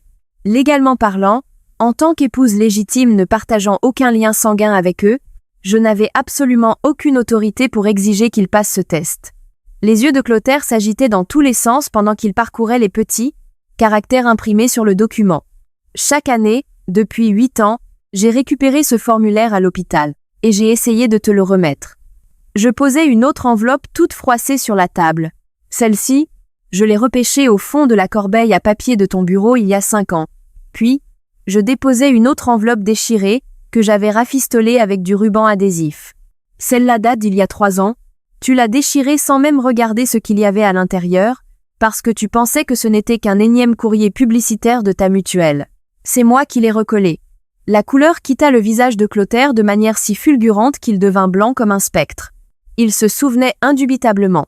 Un nombre incalculable de fois, je l'avais supplié. C'est important. S'il te plaît, lis-le. Et à chaque fois, il m'avait repoussé. Ferme-la. Garde tes drames pour plus tard. Cette pile de papier maudit. Tu as été bien trop arrogant concernant ta propre santé, et tu as balayé d'un revers de main chaque mot que je prononçais comme étant les idioties d'une épouse stupide. Peu importe la gravité de mon expression lorsque je t'implorais. Tu as toujours donné la priorité à ton temps passé avec ta maîtresse, et tu n'as jamais, pas une seule fois, pris la peine d'écouter. Je plongeai mon regard directement dans celui de Clotaire. La bouée de sauvetage qui aurait pu préserver la vie de ses enfants, la personne qui l'a balancé à la poubelle chaque année, c'est toi. Un halètement rauque s'échappa de la gorge de Clotaire. Les documents glissèrent de ses mains, s'éparpillant sur le sol du salon. L'instant où son inversion délirante, dans laquelle il jouait la victime et j'étais le monstre, vola intégralement en éclats. La preuve irréfutable et objective que sa propre arrogance et son apathie absolue avaient placé les enfants qu'il chérissait le plus face à un danger de mort se trouvaient dorénavant étalés sous ses yeux. Mais la résistance de Clotaire n'avait pas encore touché à sa fin. Frénétiquement, il se rua à 4 pattes pour ramasser les documents sur le sol. D'une main tremblante, sortit un stylo de la poche de sa chemise. « C'est bon, j'ai compris. J'avais tort. J'ai juste à signer cette paperasse maintenant, pas vrai? Demain à la première heure, Je l'apporterai moi-même à l'hôpital. Ensuite, tout sera réglé, n'est-ce pas? Sa tentative désespérée de sauver la situation semblait si pathétique qu'elle en devenait presque comique. Il s'imaginait qu'en griffonnant simplement sa signature sur un bout de papier, il pourrait effacer les péchés de son passé d'un coup de gomme. Je secouai froidement la tête. Réglé? Tu ne comprends toujours pas, n'est-ce pas? De quoi tu parles? Lise très attentivement les clauses stipulées sur ce formulaire de consentement. Il y a une autre condition absolument inévitable. Le mouvement du stylo de Clotaire s'arrêta net. À savoir, le consentement éclairé et la présence physique du tuteur légal cohabitant avec les enfants. Ce qui signifie que pour que tu puisses faire subir ce test à ces enfants, tu vas devoir révéler l'entière vérité à la femme qui vit avec eux. Garance Delacroix. Je laissai tomber cette sentence avec une précision chirurgicale, calme et cruelle. Clotaire, l'homme d'affaires irréprochable, l'élite sur laquelle on peut compter. C'est ainsi qu'elle te voit, n'est-ce pas? Mais tu vas devoir te tenir face à elle et confesser que tu es porteur d'une maladie génétique grave, et que toi, qui étais au courant de ce fait depuis 8 ans mais las étouffé, tu es le grand coupable qui a implanté cette bombe à retardement au sein même des enfants. Quel chéri tant! Clotaire tituba en arrière, et s'effondra pitoyablement sur le canapé. Dire la vérité à sa maîtresse signifiait pulvériser totalement l'illusion de la famille, parfaite qu'il avait lui-même construite. Une fois qu'elle découvrira ton effroyable secret et ton irresponsabilité ahurissante, crois-tu sincèrement qu'elle te respectera et t'aimera encore comme elle le fait aujourd'hui? Je poussai la requête en divorce verte sur la table en direction de Clotaire. Alors, qu'est-ce que tu vas faire? Laisser la vie de tes enfants en danger critique pour maintenir ton simulacre de bonheur actuel, ou bien lui dire la vérité, en te préparant à tout perdre de manière absolue? Clotaire enfouit son visage entre ses deux mains et laissa échapper un râle guttural, pareil à celui d'un animal blessé. Ce n'était pas moi qui l'avais acculé au pied du mur. Les mensonges arrogants qu'il avait empilés au fil de ses 22 années, et particulièrement ces 8 dernières, venaient finalement de lui planter leur croc dans la gorge. Je détournai le regard, fixant le ciel du soir qui s'assombrissait par la fenêtre. Les rouages du destin avaient déjà accompli leur tour complet. Plus rien ne pouvait stopper cette destruction désormais. Il faut que je dise tout à Garance. La voix tremblante de Clotaire brisa le silence du salon de manière sinistre. Il s'agrippa violemment les cheveux et me lança un regard injecté de sang. Son apparence ne conservait absolument plus rien de l'image de cadre dirigeant impeccable qu'il arborait le matin même. « Tu plaisantes, j'espère. Je ne peux décemment pas lui annoncer ça, hurla-t-il, faisant les 100 pas de façon erratique. Garance croit que je suis l'homme parfait, solide, idéal. Si elle découvre que j'ai dissimulé ça pendant 8 ans et mis nos gamins en danger, elle ne me pardonnera jamais. Ma carrière, ma nouvelle famille, tout sera ruiné. » En écoutant ces divagations d'un égoïsme abyssal, je ne ressentais même plus la moindre colère. Seule une pitié sans borne et glaciale se répandait dans ma poitrine. Clotaire s'arrêta soudainement et afficha un sourire figé, véritablement terrifiant. « C'est ça. J'ai une idée de génie. Je n'ai rien fait de mal. Alors on va faire comme ça. » Il me pointa du doigt, aboyant des ordres. « Et c'est toi qui vas tout expliquer à Garance. »« Pardon? Oui. Dis-lui juste que tu as été aveuglé par la jalousie, et que tu as intentionnellement caché ce courrier médical important toutes ces années. Dis que je n'en savais strictement rien, et que je viens d'apprendre la vérité de la bouche du médecin aujourd'hui, et que je suis sous le choc le plus total. Comme ça, je suis une victime, moi aussi. Tu vas lui expliquer la situation exactement comme je viens de te le dire. » Sa proposition était d'un égoïsme tel qu'elle défiait la logique la plus élémentaire. Il exigeait sérieusement que moi, l'épouse qui l'avait trahi, j'endosse la responsabilité de tous ses crimes et que je joue le rôle du bourreau, juste pour préserver sa propre image de sauveur face aux enfants qu'il avait conçus avec sa maîtresse. Si tu fais ce que je te dis, je te verserai une prestation compensatoire monumentale. Suffisamment d'argent pour vivre dans le luxe jusqu'à la fin de tes jours, versé directement depuis mes comptes personnels offshore. Mais, si tu refuses, le visage de Clotaire s'assombrit, et il commença à me menacer avec un grognement sourd. J'engagerai les avocats les plus vicieux de mon réseau et je te détruirai socialement. Je fabriquerai de fausses preuves montrant que tu as malicieusement intercepté mon courrier médical, et je te traînerai dans une procédure judiciaire sans pitié.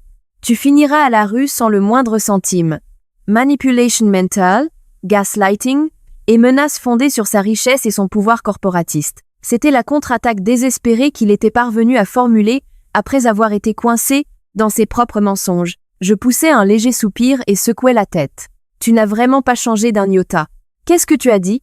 Tu crois sérieusement que tu peux tordre la réalité pour l'adapter à tes caprices grâce à ton argent et tes menaces? Mais des mensonges aussi superficiels vont s'effondrer à la seconde. Je pointai du doigt les documents éparpillés sur la table. Ces documents comportent des dates d'émission d'une clarté limpide, apposées par l'administration de l'hôpital. Et dans les dossiers du docteur Mériadec, il est consigné de façon méticuleuse que c'est toi qui as abandonné ton examen de dépistage, au beau milieu du rendez-vous. De plus, le jour où tu as fui l'hôpital, tu as prétexté être débordé par le travail. Si nous croisons cela avec les registres de présence de ton entreprise, ton mensonge volera en éclats immédiatement. Le visage de Clotaire se contracta de panique.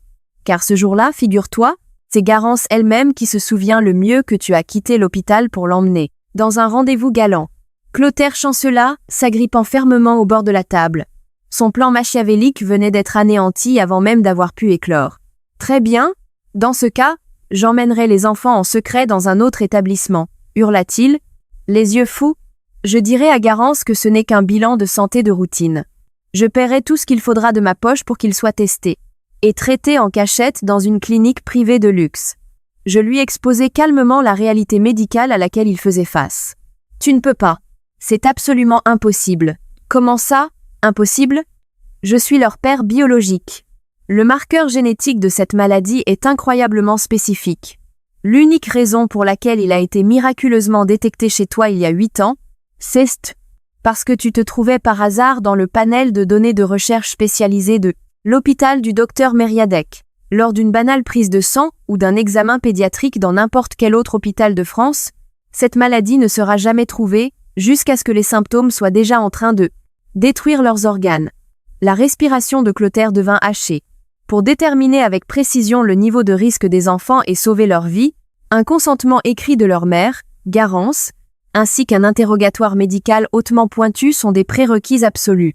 Légalement parlant, et selon l'éthique médicale française la plus stricte, il est rigoureusement impossible de pratiquer ce dépistage en secret sans que la mère n'en soit informée. Un sifflement bizarre s'échappa de la bouche de Clotaire. Il n'y avait aucune issue de secours. Il ne pouvait pas rejeter la faute sur sa femme. Il ne pouvait pas jeter des liasses de billets à une clinique privée pour étouffer l'affaire. La seule et unique voie qui lui restait était de tomber à genoux devant Garance et de confesser sa stupidité sans nom et son irresponsabilité sidérante. Clotaire attrapa sa tête à 2 mains et s'effondra pitoyablement sur le canapé. Pourquoi cela m'arrive-t-il, à moi? Je voulais juste être heureux. Je voulais juste fonder une famille paisible avec Garance et les enfants, sans que personne ne vienne nous déranger. Une complainte lamentable servant à justifier ses propres pulsions égoïstes. Il n'avait pas consacré une seule seconde de son temps à penser à la famille paisible qu'il m'avait volée. Cependant, juste après cela, les mouvements de l'homme au bord du précipice s'arrêtèrent de façon anormale. Il releva lentement son visage, auparavant enfoui dans ses mains, et fixa le vide avec insistance. Et, de manière totalement invraisemblable, les commissures de ses lèvres tressaillirent vers le haut, formant un rictus épouvantable. « C'est ça, je n'ai rien à dire. »« Ah !» Clotaire éclata soudain d'un rire hystérique digne d'un homme au bord de la folie. Ses yeux brillaient d'une joie frénétique, presque maladive. « Je suis peu, être bien un génie. Je viens de trouver la faille ultime. » Clotaire se leva d'un bond et me déclara d'un ton victorieux, à bien y réfléchir, ces gosses ne sont pas légalement les miens. Je fronçai les sourcils. Toi et moi ne sommes pas encore divorcés. Donc, ces enfants ne sont pas enregistrés sous mon nom de famille. Sur le plan légal, ce ne sont que les bâtards illégitimes de Garance de la Croix. Les mots qui s'extrayaient de sa bouche étaient d'une telle abomination qu'ils semblaient à peine humains. Tant que je ne les reconnais pas officiellement, qu'ils tombent malades ou qu'ils crèvent, je n'ai absolument aucune responsabilité juridique dans cette histoire. Tout ce que j'ai à faire, c'est de rompre les ponts avec Garance dès maintenant. Je lui balance un peu d'argent en guise d'adieu, je coupe toute communication, et je peux m'en aller sans la moindre égratignure. C'est elle et elle seule qui devra se débrouiller avec des gamins malades. Ce n'est plus mon problème. Clotaire entreprit avidement de déchirer la requête en divorce verte posée sur la table en 1000 morceaux. Isaline, le divorce est annulé. Je plaque cette bonne femme, tu pourras continuer à vivre dans cette maison en tant que mon épouse. Je rétablirai ton budget domestique au niveau d'avant. Quant à ces données médicales, je vais simplement les balancer à la poubelle. De cette façon, tout est réglé. la décision de jeter aux ordures sa maîtresse, et les enfants qu'il prétendait aimer plus que tout à la seconde où il s'était retrouvé coincé. Il croyait fermement que cette misérable combine juridique était la contre-attaque parfaite, qui sauverait sa peau. En voyant son sourire monstrueux, mon cœur descendit au zéro absolu. Tu es véritablement d'une stupidité qui dépasse l'imagination. Quoi ? Murmurai-je d'une voix froide comme la banquise. Qu'est-ce que tu viens de dire ? Je me doutais que tu finirais par penser à cet échappatoire juridique minable. J'ai compris cela il y a 8 ans. Je tirai une dernière enveloppe Kraft du tiroir. Tu te sens soulagé à l'idée de pouvoir fuir tes responsabilités légales ? Eh bien, la réalité qui t'empêche physiquement de t'enfuir a été cimentée depuis bien longtemps. Le sourire triomphant de Clotaire se volatilisa. C'était ma carte maîtresse. Celle que j'avais jalousement gardée sous clé pour que personne ne la découvre durant ces 8 dernières années. Sous les yeux livides de Clotaire, je posai calmement l'enveloppe sur la table. Ouvre ça et constate par toi-même. Clotaire déglutit bruyamment et tendit des mains tremblantes vers l'enveloppe. Le son de la déchirure de l'adhésif fut assourdissant dans le salon plongé dans le silence. De l'intérieur glissa un document officiel de l'État, arborant le sceau de la mairie, du service de l'État civil. C'est un acte de naissance. Plus précisément, c'est une copie intégrale de l'acte de naissance, incluant une reconnaissance anticipée de paternité, que j'ai récupérée la semaine dernière. Lis bien la section concernant les données personnelles. La vision de Clotaire se troubla alors que ses yeux parcouraient les lignes du texte. Et lorsqu'il trouva cette ligne spécifique, ses yeux s'écarquillèrent, son visage prit la couleur des cendres, et toute trace d'expression quitta ses traits.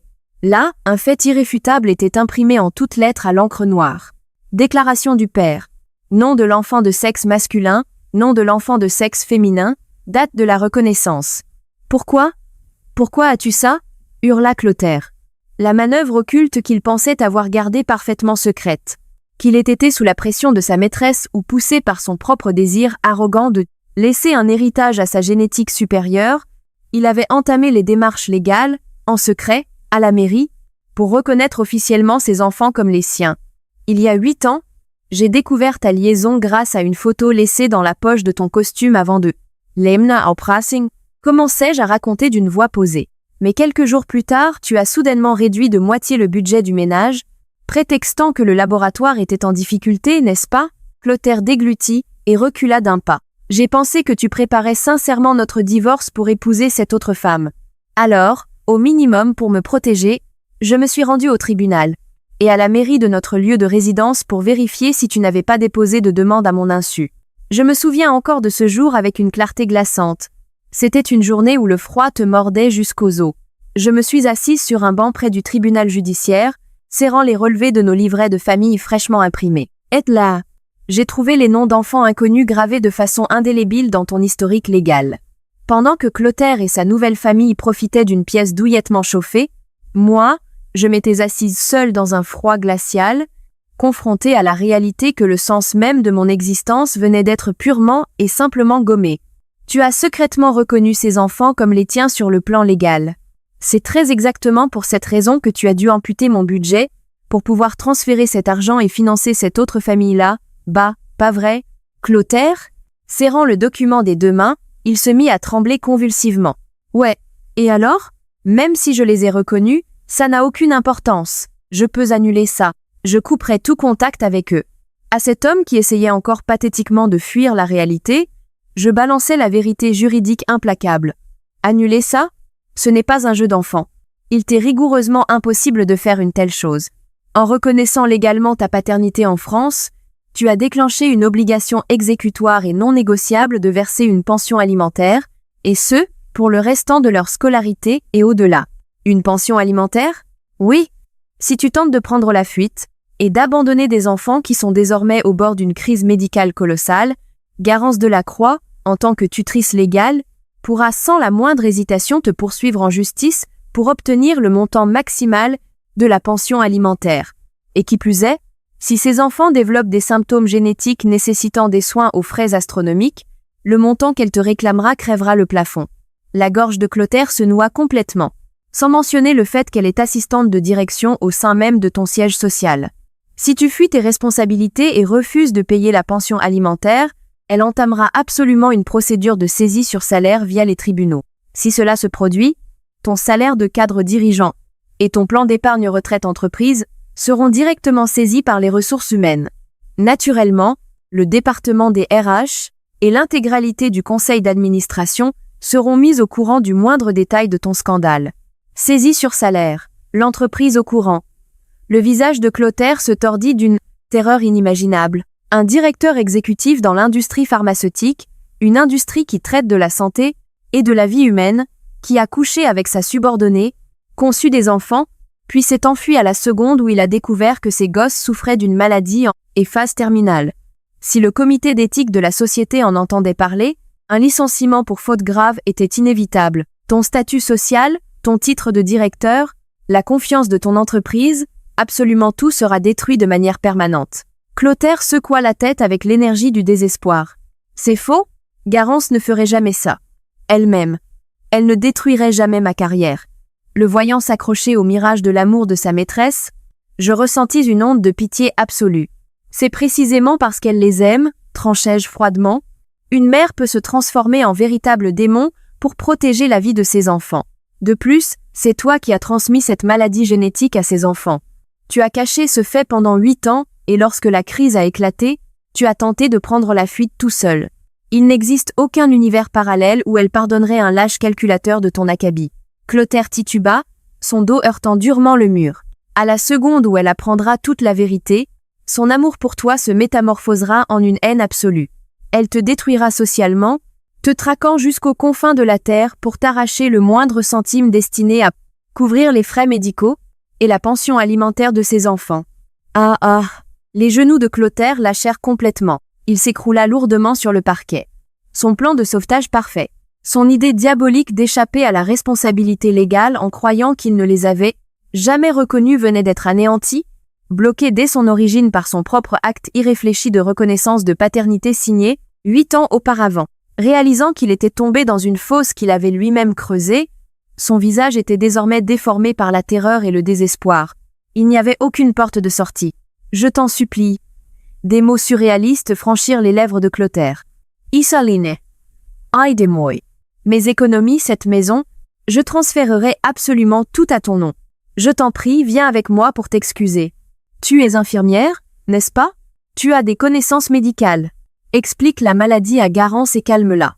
L'homme qui, quelques minutes auparavant, me dégradait en me traitant de coquille vide et de domestique, me menaçant de me jeter à la rue avec 3 pièces de monnaie, rampait maintenant sur le sol, implorant ma pitié en sanglotant de façon incontrôlable. Je ne divorcerai pas de toi. Je romprai avec Garance, alors s'il te plaît, aide-moi à la raisonner, fais ça pour moi. Le spectacle était d'une telle absurdité qu'il en devenait répugnant. Je le regardai de haut, rampant sur le parquet, et lui répondis d'une voix froide comme la mort. Je refuse. Pourquoi? toussa-t-il. Nous sommes mari et femme. Tu as l'obligation de m'aider. Mari et femme? Je laissai involontairement échapper un rire cynique. Ne viens-tu pas juste de déclarer que Garance et ses enfants constituaient ta véritable famille? Je ne suis qu'une boniche inutile qui n'a même pas été capable de te donner un seul enfant.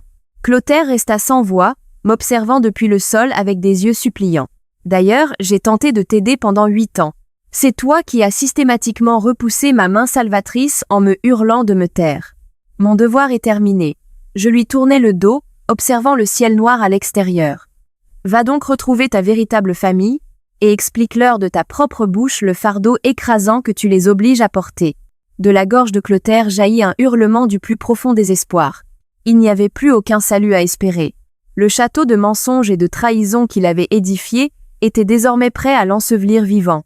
Rampant sur le sol, Clotaire continua de gémir comme un animal sauvage pendant un long moment. Son monde de perfection était intégralement anéanti. Tout ce qui restait était une réalité amère qui ne pourrait jamais être réparée. Je l'observai avec des yeux glacials, puis laissai mon regard vagabonder dans le salon lugubre. C'est alors que le smartphone de Clotaire, toujours dans la poche de son costume, se mit à sonner avec une mélodie entraînante. Ses épaules sursautèrent de terreur. Clotaire vérifia frénétiquement l'écran. Le nom de sa maîtresse, Garance Delacroix, clignotait de façon éclatante. Un appel qu'en temps normal il aurait décroché immédiatement avec un sourire immense, mais qui résonnait désormais comme le glas annonçant son exécution. Clotaire poussa un petit cri aigu et lança le téléphone à travers la pièce. Il se boucha les 2 oreilles avec les mains, comme s'il essayait d'échapper à la sonnerie qui résonnait avec force. « Qu'est-ce qui ne va pas ?» demandai-je en le jaugeant froidement. « C'est un appel de ta véritable famille. Si tu ne réponds pas, ils vont finir par s'inquiéter, non ? Taistoy. Je ne répondrai pas.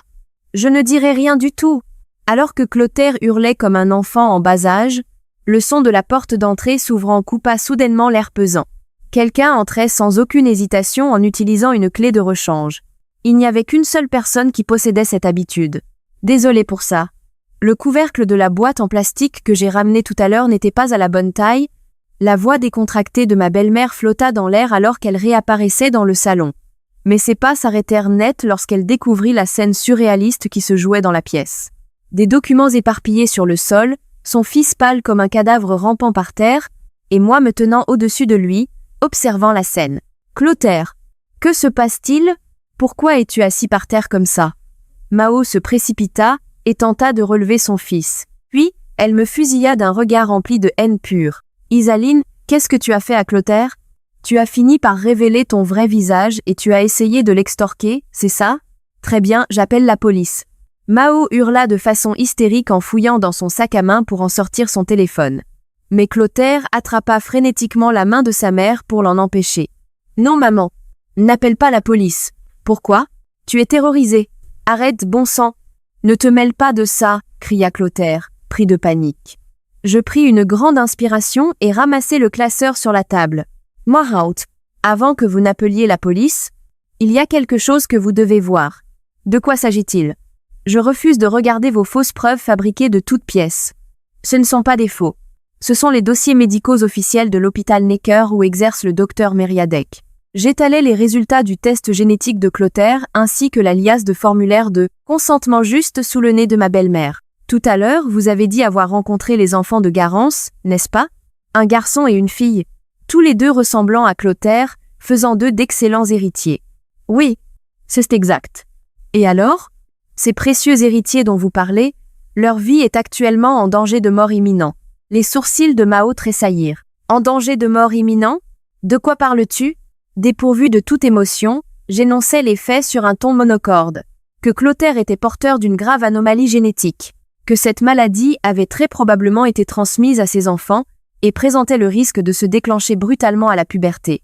Et que Clotaire avait systématiquement refusé les examens médicaux approfondis pour dissimuler ce fait pendant 8 longues années.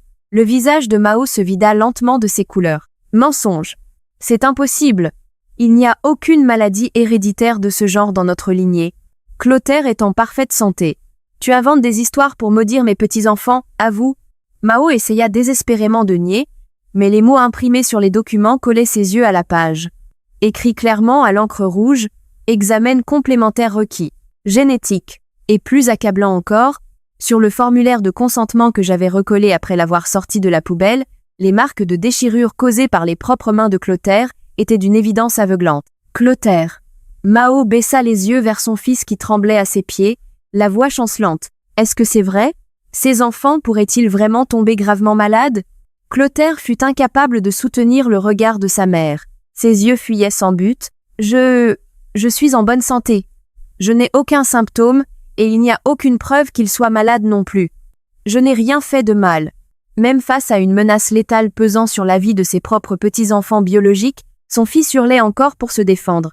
En voyant cela, un désespoir indescriptible déferla sur le visage de Mao. Tu, juste pour sauver ta propre peau, tu étais prêt à laisser ces enfants mourir ? Non. Je voulais juste éviter que l'entreprise ou Garance ne la prenne.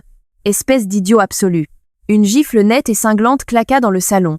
La main de Mao s'était abattue sur la joue de Clotaire avec toute la force dont elle était capable. Clotaire perdit l'équilibre et s'écroula de nouveau sur le sol. « Maman, qu'est-ce que tu fais ? Espèce de garçon stupide ! La vie de tes enfants, ou ton propre ego ? Qu'est-ce qui est le plus important, bon sang ?» Mao l'attrapa par les cheveux, hurlant au visage de son fils, défiguré par la fureur. Elle pouvait bien me vouer une haine féroce, elle possédait néanmoins une obsession maladive pour la préservation de la lignée de leur famille, et les vies de ces précieux héritiers avaient été négligées pendant 8 ans par leur propre père biologique, presque jeté aux ordures. Recevant cette punition de la part de la mère qui avait toujours été sa protectrice absolue, Clotaire en perdit la voix. « Appelle Garance tout de suite !» Mao attrapa Clotaire par le col de sa chemise et le tira vers le haut. « Dis-lui toute la vérité, et demain matin à la première heure, emmène ces gosses à l'hôpital. » « Non. Si je fais ça, je pourrais me faire virer du siège social. Au diable l'image de ton entreprise, il s'agit de la vie de mes petits-enfants. » Une confrontation terrifiante entre la mère et le fils. Deux personnes qui, quelques heures plus tôt, se moquaient de moi en me traitant de femme stérile et conspiraient pour me jeter à la rue, se déchiraient maintenant dans la fange qu'elles avaient elles-mêmes créée. J'observais simplement la scène avec un détachement purement clinique. C'est alors que le téléphone posé sur le parquet recommença à sonner. Un autre appel de Garance. Cette fois-ci, ce fut Mao qui bouscula Clotaire pour s'emparer de l'appareil. « Allô, Garance ? C'est la mère de Clotaire ?» répondit Mao d'une voix paniquée. Clotaire hurla « Non !» et tenta de se jeter sur sa mère, mais il était trop tard. « Quoi ? Ton fils aîné s'est soudainement effondré en se tenant la poitrine ?» Les mots qui s'échappèrent de la bouche de Mao figèrent l'air de la pièce en un quart de seconde. Les mouvements de Clotaire s'arrêtèrent en plein vol. « Tu as déjà appelé une ambulance, n'est-ce pas ? Quel hôpital ? Nous y serons tout de suite. » Mao, serrant le téléphone à s'en blanchir les jointures, se mit à trembler violemment. La chose exacte qu'il redoutait venait de devenir réalité, au pire moment imaginable. Le chronomètre de la bombe venait d'atteindre 0. Le visage de Clotaire était aussi blanc que celui d'un Machabée. Il n'y avait plus d'excuses possibles, plus aucune dissimulation envisageable. Si Garance emmenait son fils à l'hôpital pour un examen approfondi, on découvrirait immédiatement que la cause provenait du risque génétique de Clotaire. Et la cruelle vérité, à savoir que Clotaire avait fermé les yeux là, dessus pendant 8 ans, serait également traînée en pleine lumière. Nous partons, Clotaire. S'il arrive quoi que ce soit à ce garçon, je ne te le pardonnerai jamais. Mao agrippa le bras de son fils avec force et le traîna vers la porte d'entrée. Clotaire avait perdu jusqu'à la force de résister, se contentant de regarder dans le vide avec des yeux hagards. Le monde parfait et factice qu'il s'était construit était dorénavant totalement anéanti sous le poids de ses propres péchés. Le salon silencieux donnait l'impression qu'un ouragan venait de le balayer. Resté seul, je commençais à ranger les vieux formulaires de consentement laissés sur la table. La lourde croix que j'avais portée toute seule pendant 8 longues années, elle venait, finalement, d'être transférée sur les épaules de son légitime propriétaire. Mais ce n'était pas encore terminé. Clotaire allait véritablement plonger dans les abysses du regret le plus profond à partir de cet instant. Quel genre d'enfer une maîtresse découvrant la vérité allait-elle déchaîner sur lui ? Je fixais le ciel nocturne qui s'assombrissait par la fenêtre. Dans les couloirs froids, éclairés par les néons blafards de l'aile pédiatrique de l'hôpital Necker. Le bruit de pas précipités résonnait bruyamment. Clotaire et sa mère couraient, à bout de souffle. Au bout du corridor, assise sur un banc de la salle d'attente, se trouvait la silhouette de Garance, sanglotant de façon incontrôlable. « Mon fils, est-ce que mon fils va bien ?» hurla Clotaire. Garance se leva, le visage noyé de larmes. Il s'est soudainement plaint que sa poitrine lui faisait atrocement mal, et puis il s'est évanoui. Il est en train d'être examiné à l'intérieur en ce moment même. Pourquoi est-ce arrivé si soudainement ? Il allait parfaitement bien hier, s'écria Mao, paniqué. Clotaire s'agrippa la tête à 2 mains, s'adossant contre le mur avant de glisser jusqu'au sol. Dans son esprit, le verdict désespérant qu'il avait reçu quelques heures auparavant tournait en boucle. Se déclenche de manière soudaine lorsqu'ils entrent dans la puberté. Ces mots s'étaient concrétisés dans la réalité de la pire des façons possibles. Le temps semblait s'étirer à l'infini. Finalement, la porte de la salle de soins s'ouvrit avec lenteur et le docteur Mériadec apparut. « Docteur, comment va mon fils ?» Clotaire bondit sur ses pieds et l'implora. Le docteur Mériadec fixa intensément le visage de Clotaire, puis ouvrit la bouche, imperturbable. Fort heureusement, son pronostic vital n'est pas engagé pour le moment. Il s'agissait d'un épisode temporaire, et son état est désormais stabilisé. En entendant cela, Garance et Mao s'effondrèrent sur le sol, versant des larmes de soulagement. « Dieu merci. Merci mon Dieu. » Clotaire poussa lui aussi un immense soupir et se frotta la poitrine. Il croyait sincèrement que ses crimes resteraient dissimulés et qu'il pourrait retourner à sa vie normale. « Il n'y a pas d'anomalie, n'est-ce pas, docteur ? Juste une crise de panique ou quelque chose de similaire ?» Clotaire essaya de sourire, espérant toujours pouvoir se faufiler par une porte de sortie. Cependant, le docteur Mériadec secoua lentement la tête. « Le problème n'est pas là. » Le verdict glacial du médecin vida Clotaire de son sang. Ce n'était pas un épisode clinique standard. Il s'agit de la phase initiale d'apparition d'une affection sévère causée par des facteurs génétiques. La raison pour laquelle notre équipe pédiatrique a été en mesure d'administrer le traitement exact requis si rapidement aujourd'hui n'est absolument pas due à la chance. Le docteur Mériadec ouvrit le dossier médical qu'il tenait entre les mains et se tourna vers Garance. « Vous êtes sa mère, n'est-ce pas? Je serai tout à fait direct avec vous. Cette maladie est provoquée par des facteurs héréditaires transmis par son père. Si des mesures préventives ne sont pas mises en place à l'avenir, il existe un risque létal dont il a hérité de son père. » Garance fut frappé de stupeur, puis tourna lentement la tête vers Clotaire. « Clotaire, qu'est-ce que cela signifie? Tu es malade? » « Non, je n'en sais rien du tout. Je suis en parfaite santé. » Clotaire nia désespérément, reculant pitoyablement. Il lui était impossible d'admettre, devant sa maîtresse, qu'il était la cause de cette maladie. Ne mentez pas. La voix sévère du docteur Mériadec trancha net les excuses de Clotaire. Vous avez été mis en garde contre ce risque génétique exact il y a 8 ans, dans cet hôpital même. Vous êtes parti au beau milieu de l'examen, vous avez fui le suivi, et pour sauver votre propre ego, vous avez continuellement étouffé une menace létale pesant sur la vie de vos propres enfants. Quoi? Le visage de Garance se transforma radicalement, tiraillé entre le choc et le désespoir. Tu étais au courant? Tu savais depuis 8 ans que nos enfants pourraient souffrir de ça? Non, c'est faux. Je pensais que c'était juste des bêtises exagérées. Je n'ai rien fait de mal. Ne te fous pas de moi! Le cri hystérique de Garance résonna dans le couloir. L'homme parfait, irréprochable et solide. Ce masque venait de lui être arraché avec une violence inouïe, révélant la coquille vide d'un lâche irresponsable. Mao, elle aussi, fixait son fils avec une incrédulité absolue. La seule et unique raison pour laquelle l'équipe pédiatrique a pu prendre des mesures spécialisées, immédiates aujourd'hui s'explique par une raison très précise, continua calmement le médecin. Au cours de ces dernières années, une personne a régulièrement apporté des données au département de génétique pédiatrique de notre établissement, de sorte que si les symptômes venaient un jour à se déclencher, un traitement pourrait être administré sur le champ. Des données? Qui a fait ça? Demanda Garance, la voix tremblante. Le docteur Mériadec planta son regard droit dans celui de Clotaire pour délivrer le coup de grâce. Votre épouse est venue me consulter, sans exception, chaque année. Le corps de Clotaire fut pris de convulsions. Non pas pour se renseigner sur son mari, mais au sujet de vos enfants. Le visage de Clotaire prit la teinte des cendres froides. La femme qu'il avait passé des années à humilier en la traitant de boniche stupide et ignorante était l'unique personne ayant préparé tout cela en secret pour prévenir ce jour funeste. Votre épouse, pour le bien d'enfants qui n'étaient même pas les siens, est venue chaque année en s'inclinant devant moi. Je vous en prie, ne vous inquiétez pas pour moi, docteur. Ce sont les enfants qui me préoccupent.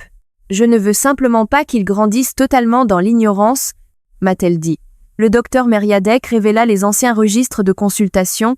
Gravés dans ces pages se trouvait l'histoire de la façon dont Isaline avait multiplié les rendez-vous avec des spécialistes, la trace des obstacles légaux auxquels elle s'était heurtée, la façon dont elle avait continuellement baissé la tête, et sacrifié sa propre vie dans l'unique but de sauver la vie d'enfants innocents. Mensonge, c'est impossible qu'elle nous aide. Clotaire était paralysé, sans voix. La personne qu'il avait trahie, celle dont il avait coupé les vivres, celle qu'il avait essayé de chasser de sa maison, il s'avérait que cette personne était l'unique sauveur de la véritable famille qu'il prétendait tant vouloir protéger. À cause de votre arrogance absolue, vous avez failli perdre ce qui vous était le plus précieux. Et celle qui les a protégés, c'est l'épouse que vous avez continuellement trahie. Les paroles du docteur Mériadec transpercèrent la poitrine de Clotaire sans aucune pitié. Le cerveau de Clotaire était en incapacité totale de traiter cette information. Ma femme, ma stupide et inutile femme que j'allais jeter à la rue, elle a sauvé mon fils illégitime en faisant des allers-retours dans cet hôpital pendant 8 ans. Une voix éraillée s'échappa des lèvres tremblantes de Clotaire. Elle me déteste, c'est certain. Elle est restée silencieuse exprès jusqu'à aujourd'hui. Faire exploser cette bombe aujourd'hui pour me détruire socialement, tout ça, c'est sa vengeance. Clotaire, aveuglé par la pourriture de son propre cœur, essayait encore de faire de sa femme la coupable de l'histoire. Mais le docteur Mériadec secoua la tête avec une conviction calme et inébranlable. Votre épouse ne m'a jamais consulté par désir de vengeance. Un lourd silence tomba sur le couloir. Elle n'a jamais exprimé la moindre haine envers son mari. Elle a rejeté chacune de mes propositions pour calculer une prestation compensatoire et refusé tous les avocats que je lui ai recommandés. Le médecin ferma lentement le vieux registre de consultation. Votre épouse n'a été que terrifiée pour l'avenir de vos enfants. Elle espérait uniquement que ces gamins innocents ne grandiraient pas dans l'ignorance pour se retrouver soudainement face à une crise de vie ou de mort. C'était là son seul et unique espoir. À mesure que ces mots étaient prononcés, toute force abandonna les genoux de Clotaire. Il s'écroula lourdement sur le sol. Pour la toute première fois, il comprit. La personne qu'il avait raillée, dégradée et trahie pendant 8 ans n'était pas quelqu'un qui le haïssait ni ne le maudissait. L'épouse qu'il avait jetée aux ordures avait lutté de façon bien plus désespérée pour protéger la vie de ses enfants nés d'une autre femme que lui. Le père biologique ne l'avait jamais fait. Bien avant lui, et avec une profondeur abyssale, elle avait aimé l'avenir de ses enfants. Espèce de sale ordure. Une voix glaciale provenant du dessus de sa tête fit tressaillir Clotaire. Lorsqu'il leva les yeux, il vit le visage d'une étrangère. Garance, qui lui avait toujours souri avec une douceur infinie, le fusillait maintenant d'un regard chargé d'une haine absolue et d'un dégoût incommensurable, comme si elle regardait un déchet. « Garance, ce n'est pas quoi? Tu savais, il y a 8 ans, que nos gosses pourraient tomber malades. Tu l'as caché, et tu m'as laissé leur donner naissance. Et aujourd'hui, quand tu as compris que ta maladie allait être exposée au grand jour, tu avais prévu de me larguer avec nos gosses pour t'enfuir, » hurla Garance en attrapant Clotaire par le col de sa chemise. « J'ai tout entendu au téléphone avec ta mère. Je t'ai entendu dire que tu allais échapper à tes responsabilités légales en coupant les ponts avec nous. » En entendant les mots de Garance, Clotaire suffoqua. Le téléphone que sa mère tenait en main était resté connecté, diffusant le moindre détail de son lâche plan de fuite directement aux oreilles de Garance. « Tu as déjà reconnu ces enfants légalement. Tu croyais vraiment pouvoir t'enfuir » Garance le repoussa froidement. « Je ne te pardonnerai jamais. Les frais médicaux des enfants, la pension alimentaire maximale jusqu'à leur majorité, et des dommages et intérêts pour préjudice moral extrême. Tu vas payer jusqu'au tout dernier centime. Attends. Si tu fais ça, ma vie sera... Si tu refuses de payer, demain matin, j'apporte tout ce dossier directement au département des ressources humaines et au comité d'éthique du laboratoire. Voyons ce que le comité directeur pensera d'un directeur exécutif qui a dissimulé un risque génétique mortel, qui a mis en cloque sa subordonnée et qui a essayé de prendre la tangente à la seconde où son gamin est tombé malade. » Le visage de Clotaire était blême d'un désespoir absolu. Le scénario de son annihilation sociale totale venait de s'écouler de la bouche de sa maîtresse. La femme qu'il aimait s'était métamorphosée en son ennemi le plus terrifiant, une femme qui le traquerait jusqu'aux confins de la terre. « Tu n'as pas besoin de t'inquiéter pour l'argent. » Une voix froide résonna dans le dos de Clotaire. C'était Mao. Elle ne jeta pas le moindre regard à son fils. Au lieu de cela, elle attira immédiatement Garance dans une douce étreinte. « Je paierai pour les traitements médicaux de mes petits-enfants en liquidant le patrimoine immobilier de notre famille. Concentre-toi uniquement sur leur rétablissement. »« Maman, qu'est-ce que tu dis ? Le patrimoine de la famille, c'est mon héritage. » Clotaire tenta de tendre la main, mais sa mère la repoussa violemment avec une gifle magistrale. « Ne t'avise même pas de me toucher ? Espèce d'assassin !» Le rugissement de Mao résonna dans le couloir de l'hôpital. « Un homme prêt à laisser mourir ses propres petits-enfants pour l'amour de son ego n'est pas mon fils. À compter d'aujourd'hui, nos liens sont définitivement rompus. Tu ne toucheras pas un seul centime de cet héritage. Tu m'abandonnes, toi aussi ? C'est toi qui as abandonné tout le monde. Tu avais une épouse d'une bonté infinie, et tu as payé sa grâce avec du poison, détruisant tout de tes propres mains. » Clotaire perdit la voix, s'effritant sur le carrelage froid. Garance, escorté par Mao, disparut de nouveau dans la salle de soins. Le docteur Mériadec tourna les talons sans un mot et retourna dans son bureau. Dans le vaste couloir de l'hôpital, Clotaire se retrouva intégralement seul. Son argent, son titre, sa famille, tout ce qu'il jugeait parfait venait d'être oblitéré en une seule et unique journée. Le prix qu'il devait payer pour avoir jeté comme une ordure l'épouse qu'il avait soutenue, sans la moindre plainte pendant 22 ans. C'est à cet instant précis qu'il réalisa véritablement à quel point il avait été stupide, et à quel point la chose qu'il avait perdue pour l'éternité était précieuse. Après avoir fui l'hôpital, Clotaire erra sans but dans les rues nocturnes de la capitale. La bruine glaciale de l'automne transperçait son costume de grand couturier, lui glaçant la peau, mais il n'avait même plus la capacité mentale de ressentir le froid. Dans sa tête, les calculs macabres de son avenir tournaient en boucle sans répit. Garance allait l'assigner en justice pour obtenir des compensations massives et le paiement des factures médicales. À cela s'ajouteraient des versements de pensions alimentaires exorbitants jusqu'à ce que les enfants soient adultes. Sa mère l'avait renié et il avait perdu ses droits de succession. Dès lundi matin, la totalité de ses actions remonterait inévitablement jusqu'à la direction du laboratoire. Un cadre supérieur de l'industrie pharmaceutique qui met sa subordonnée enceinte, dissimule une maladie héréditaire dangereuse et tente de fuir lorsqu'il est démasqué. Il n'y avait aucune chance qu'un homme pareil soit maintenu dans les effectifs. S'il était licencié pour faute grave, il ne toucherait pas un traître centime d'indemnité de départ. Sa vie parfaite était intégralement détruite en un seul jour. Tout en marchant le long des rues sombres, il cherchait sans cesse des justifications. Je n'ai rien fait de mal. Je voulais juste une famille heureuse. Ce sont elles qui m'ont intentionnellement poussé au pied du mur. C'est moi, la victime. Alors qu'il se répétait cette auto-justification répugnante, il eut soudain une illumination. Il lui restait une ultime lueur d'espoir. C'est vrai. Il m'est resté Isaline. Un sourire épouvantable s'étira sur ses lèvres tremblantes. Elle est ma femme légitime, celle qui m'a soutenue pendant 22 ans. Elle a toujours été douce et a toujours fait tout ce que je lui disais. Si je me contente de me jeter à ses genoux et de pleurer un peu, elle me reprendra sans hésiter. C'est une ancienne infirmière. Je n'aurai qu'à l'obliger à faire des heures supplémentaires ou peu importe pour éponger mes dettes. Si je lui dis recommençons à zéro, comme mari et femme, elle sera ravie. Une pensée d'un égoïsme et d'une arrogance inimaginables. Mais pour Clotaire, qui avait tout perdu, cette illusion constituait l'unique plan de survie à sa disposition. Il traîna ses pieds lourds et se précipita chez lui, au Vésinet.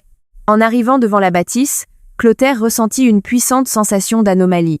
Habituellement, une lueur chaleureuse et orangée filtrait de la fenêtre du salon, et à la seconde où il franchissait le seuil, un repas chaud l'attendait sur la table. Mais toute la maison était plongée dans une obscurité d'encre, comme morte. Le bloc de climatisation extérieure était parfaitement silencieux. Il n'y avait absolument aucun signe de vie. D'une main tremblante, Clotaire déverrouilla la porte et pénétra à l'intérieur. « Isaline, je suis rentré. Allume les lumières !» Ce cri forcé résonna de manière creuse dans le couloir glacial. Sans même prendre le temps d'ôter ses chaussures, il chargea dans le salon. L'air à l'intérieur était aussi froid que de la glace. Au centre de la pièce, éclairée par le clair de lune, se tenait une silhouette silencieuse. C'était moi. J'avais déjà revêtu un lourd manteau d'hiver gris. Et à mes pieds trônait une volumineuse valise. La table était dégagée, et la totalité de mes effets personnels avait disparu. Isaline. Dieu merci, tu es encore là. Clotaire courut vers moi, le visage au bord des larmes, et s'effondra à mes pieds. Il enlaça mes genoux, sanglotant de manière incontrôlable comme un enfant en bas âge. J'avais tort. J'ai été un idiot. Ma mère, Garance, elles m'ont toutes trahi et jeté comme un déchet. Tu es la seule chose qu'il me reste maintenant. Je veux tout recommencer à zéro avec toi. Je prendrai soin de toi pour le restant de mes jours. Je t'en prie, ne me quitte pas. Son visage était inondé de larmes et de morve. L'attitude froide et dédaigneuse dont il faisait preuve en partant le matin, même n'était plus qu'un lointain souvenir. Je baissai les yeux vers lui, dénué de la moindre once d'émotion, et j'ouvris la bouche avec calme. Ni ta mère ni Garance ne t'ont trahi. Ce ne sont que les conséquences de tes propres actions qui reviennent réclamer leur dû. Clotaire tressaillit et leva vers moi un regard suppliant. Je t'en prie, tu as un diplôme d'infirmière d'État, n'est-ce pas? Aide-moi à travailler pour rembourser mes dettes. Tu peux le faire. Tu es ma femme. Je poussai un léger soupir et fis glisser une simple feuille de papier sur la table. C'était un reçu officiel émanant du tribunal judiciaire. Qu'est-ce que c'est que ça? Je me suis rendu au greffe du tribunal un peu plus tôt dans la journée. J'y ai déposé le document vert que ta mère avait laissé. Je parlais avec une finalité absolue et tranquille. La requête en divorce. Le visage de Clotaire se crispa de terreur. Le document vert.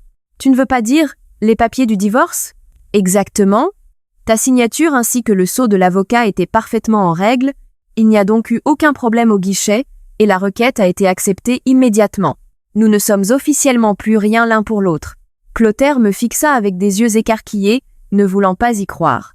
La requête en divorce que lui et sa mère avaient préparée pour me jeter à la rue, l'arme absolue qu'il croyait être son atout maître, s'était transformée en une lame fatale, qui venait sceller définitivement son unique porte de sortie.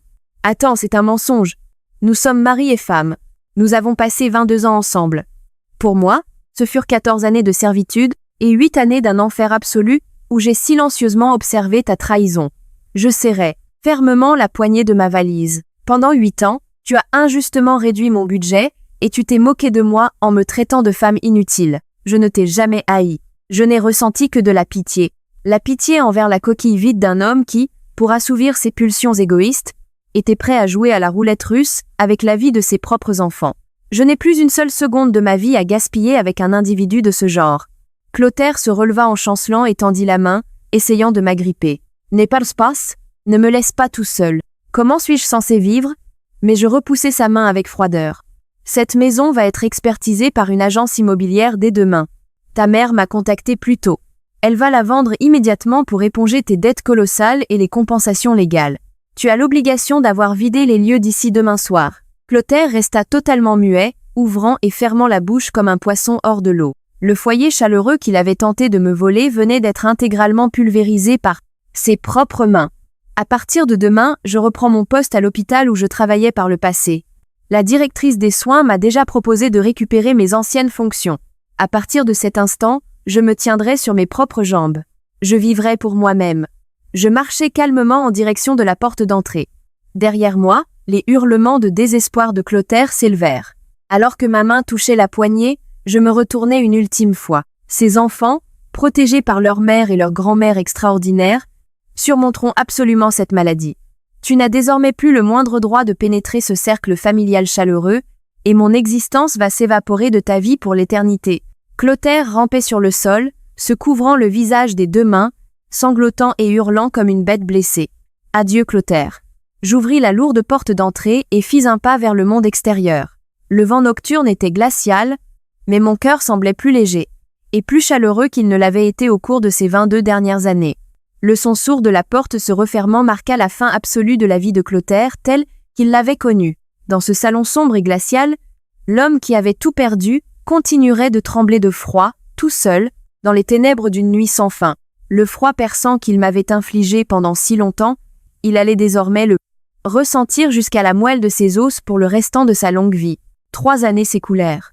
Par une après-midi d'hiver où le froid était particulièrement mordant, j'étais accaparée par mes responsabilités d'infirmière dans l'aile pédiatrique de l'hôpital Necker. « Isaline, pourriez-vous donner un coup de main pour la prochaine tournée des chambres ?»« Absolument. Je me prépare et j'arrive tout de suite. » Appréciée par les jeunes infirmières, je vivais des journées profondément gratifiantes. Ce jour-là, après avoir refermé cette lourde et froide porte pour entamer ma propre vie, je m'étais élevée au poste de cadre de santé, entourée de collègues chaleureux. Ce que j'avais gagné n'était pas une indemnité colossale, mais une véritable dignité, née du sentiment d'être utile et respecté par autrui. « Isaline, avez-vous un instant ?» Une voix douce m'interpella par derrière. Lorsque je me retournai, 2 femmes familières se tenaient là. Mon ancienne belle-mère, Mao, et Garance, l'ancienne maîtresse de mon ex-mari. Entre elles se tenaient un garçon et une fille, qui avaient considérablement grandi. Leurs examens de routine sont terminés. Leurs constantes sont parfaitement stables. Et tout cela, c'est grâce à vous. Garance inclina profondément la tête face à moi. À ses côtés, Mao me prit les mains, en larmes. C'est vous qui avez sauvé la vie de ces enfants à l'époque. Je ne vous demanderai pas de pardonner à une vieille femme stupide comme moi, mais vous êtes leur véritable sauveuse. L'ancienne belle-mère qui avait coutume de me railler en me traitant de femme stérile et inutile. Aujourd'hui, elle pleurait, me regardant avec un respect authentique et une gratitude venant du plus profond de son cœur. Je souris calmement et pressai doucement ses mains. Je suis si heureuse que les enfants soient en bonne santé. Je vous en prie, continuez à vous soutenir mutuellement, comme une vraie famille. Je n'avais jamais eu d'enfants moi-même, mais les vies pour lesquelles je m'étais battue pour les protéger souriaient désormais de manière éclatante juste devant moi. Mes 22 années n'avaient pas été vaines. Je ressentis une douce chaleur, semblable à celle d'un soleil de printemps, irradiée au centre de ma poitrine. À l'extérieur du complexe hospitalier, balayé par un vent à vous glacer les os, un homme vêtu d'une tenue de chantier délavé et sale agitait un drapeau de signalisation routière. C'était Clotaire, le cadre dirigeant autrefois si arrogant. Après avoir été licencié pour faute grave, les dettes écrasantes des accords légaux et les versements de la pension alimentaire l'avaient acculé à la faillite, le contraignant à survivre en effectuant des travaux journaliers éreintants. Le bout de ses doigts, transperçant des gants effilochés, était gercé et en sang. Mort de froid et épuisé, il frissonnait violemment. Soudain, alors que Clotaire jetait un coup d'œil à travers les immenses baies vitrées du grand hall de l'hôpital, son corps entier se figea, comme foudroyé. De l'autre côté de ce mur de verre, se trouvait un monde éclatant de chaleur. Il y avait la silhouette d'une mère, son ancienne maîtresse, accompagnée de ses enfants en parfaite santé, et, se tenant exactement au milieu d'eux, souriante et tapotant doucement la tête des enfants, se trouvait la figure de l'épouse qu'il avait méprisée le plus au monde, et qu'il avait tenté de jeter sur le pavé. Personne ne se moquait d'elle, personne ne la qualifiait d'inutile. Tout le monde la regardait avec un profond respect et une immense gratitude, formant un cercle d'une chaleur absolue. Clotaire tendit une main crasseuse et crevassée vers le verre glacial. Mais ses mains ne toucheraient plus jamais ce monde chaleureux. Bloqué par un mur de verre impénétrable, il ne pouvait que rester paralysé dans les ténèbres extérieures, mort de froid. J'étais un imbécile. J'ai trahi la personne qui m'aimait, la blessant avec des mots si froids, mais c'est elle qui a protégé mes enfants plus que quiconque.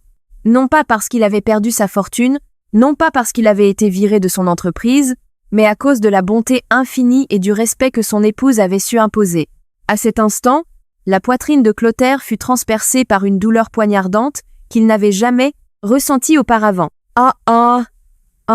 Clotaire s'effondra sur l'asphalte gelé, pleurant de façon incontrôlable. Ce qu'il avait perdu n'était pas de l'argent ou un statut social, mais l'amour désintéressé qui aurait dû réchauffer sa vie entière. Depuis l'intérieur du hall de l'hôpital, le rire joyeux des enfants résonna faiblement. Clotaire, absolument seul dans l'obscurité glaciale de l'hiver, regretterait ce moment pour l'éternité. Contraint de ressentir la solitude et le froid infini qu'il avait jadis infligé à son épouse. Une personne ne ressent pas de véritable remords simplement lorsqu'elle se fait prendre, mais lorsqu'elle réalise enfin que l'être qu'elle a trahi était infiniment meilleur qu'elle, ne le sera jamais.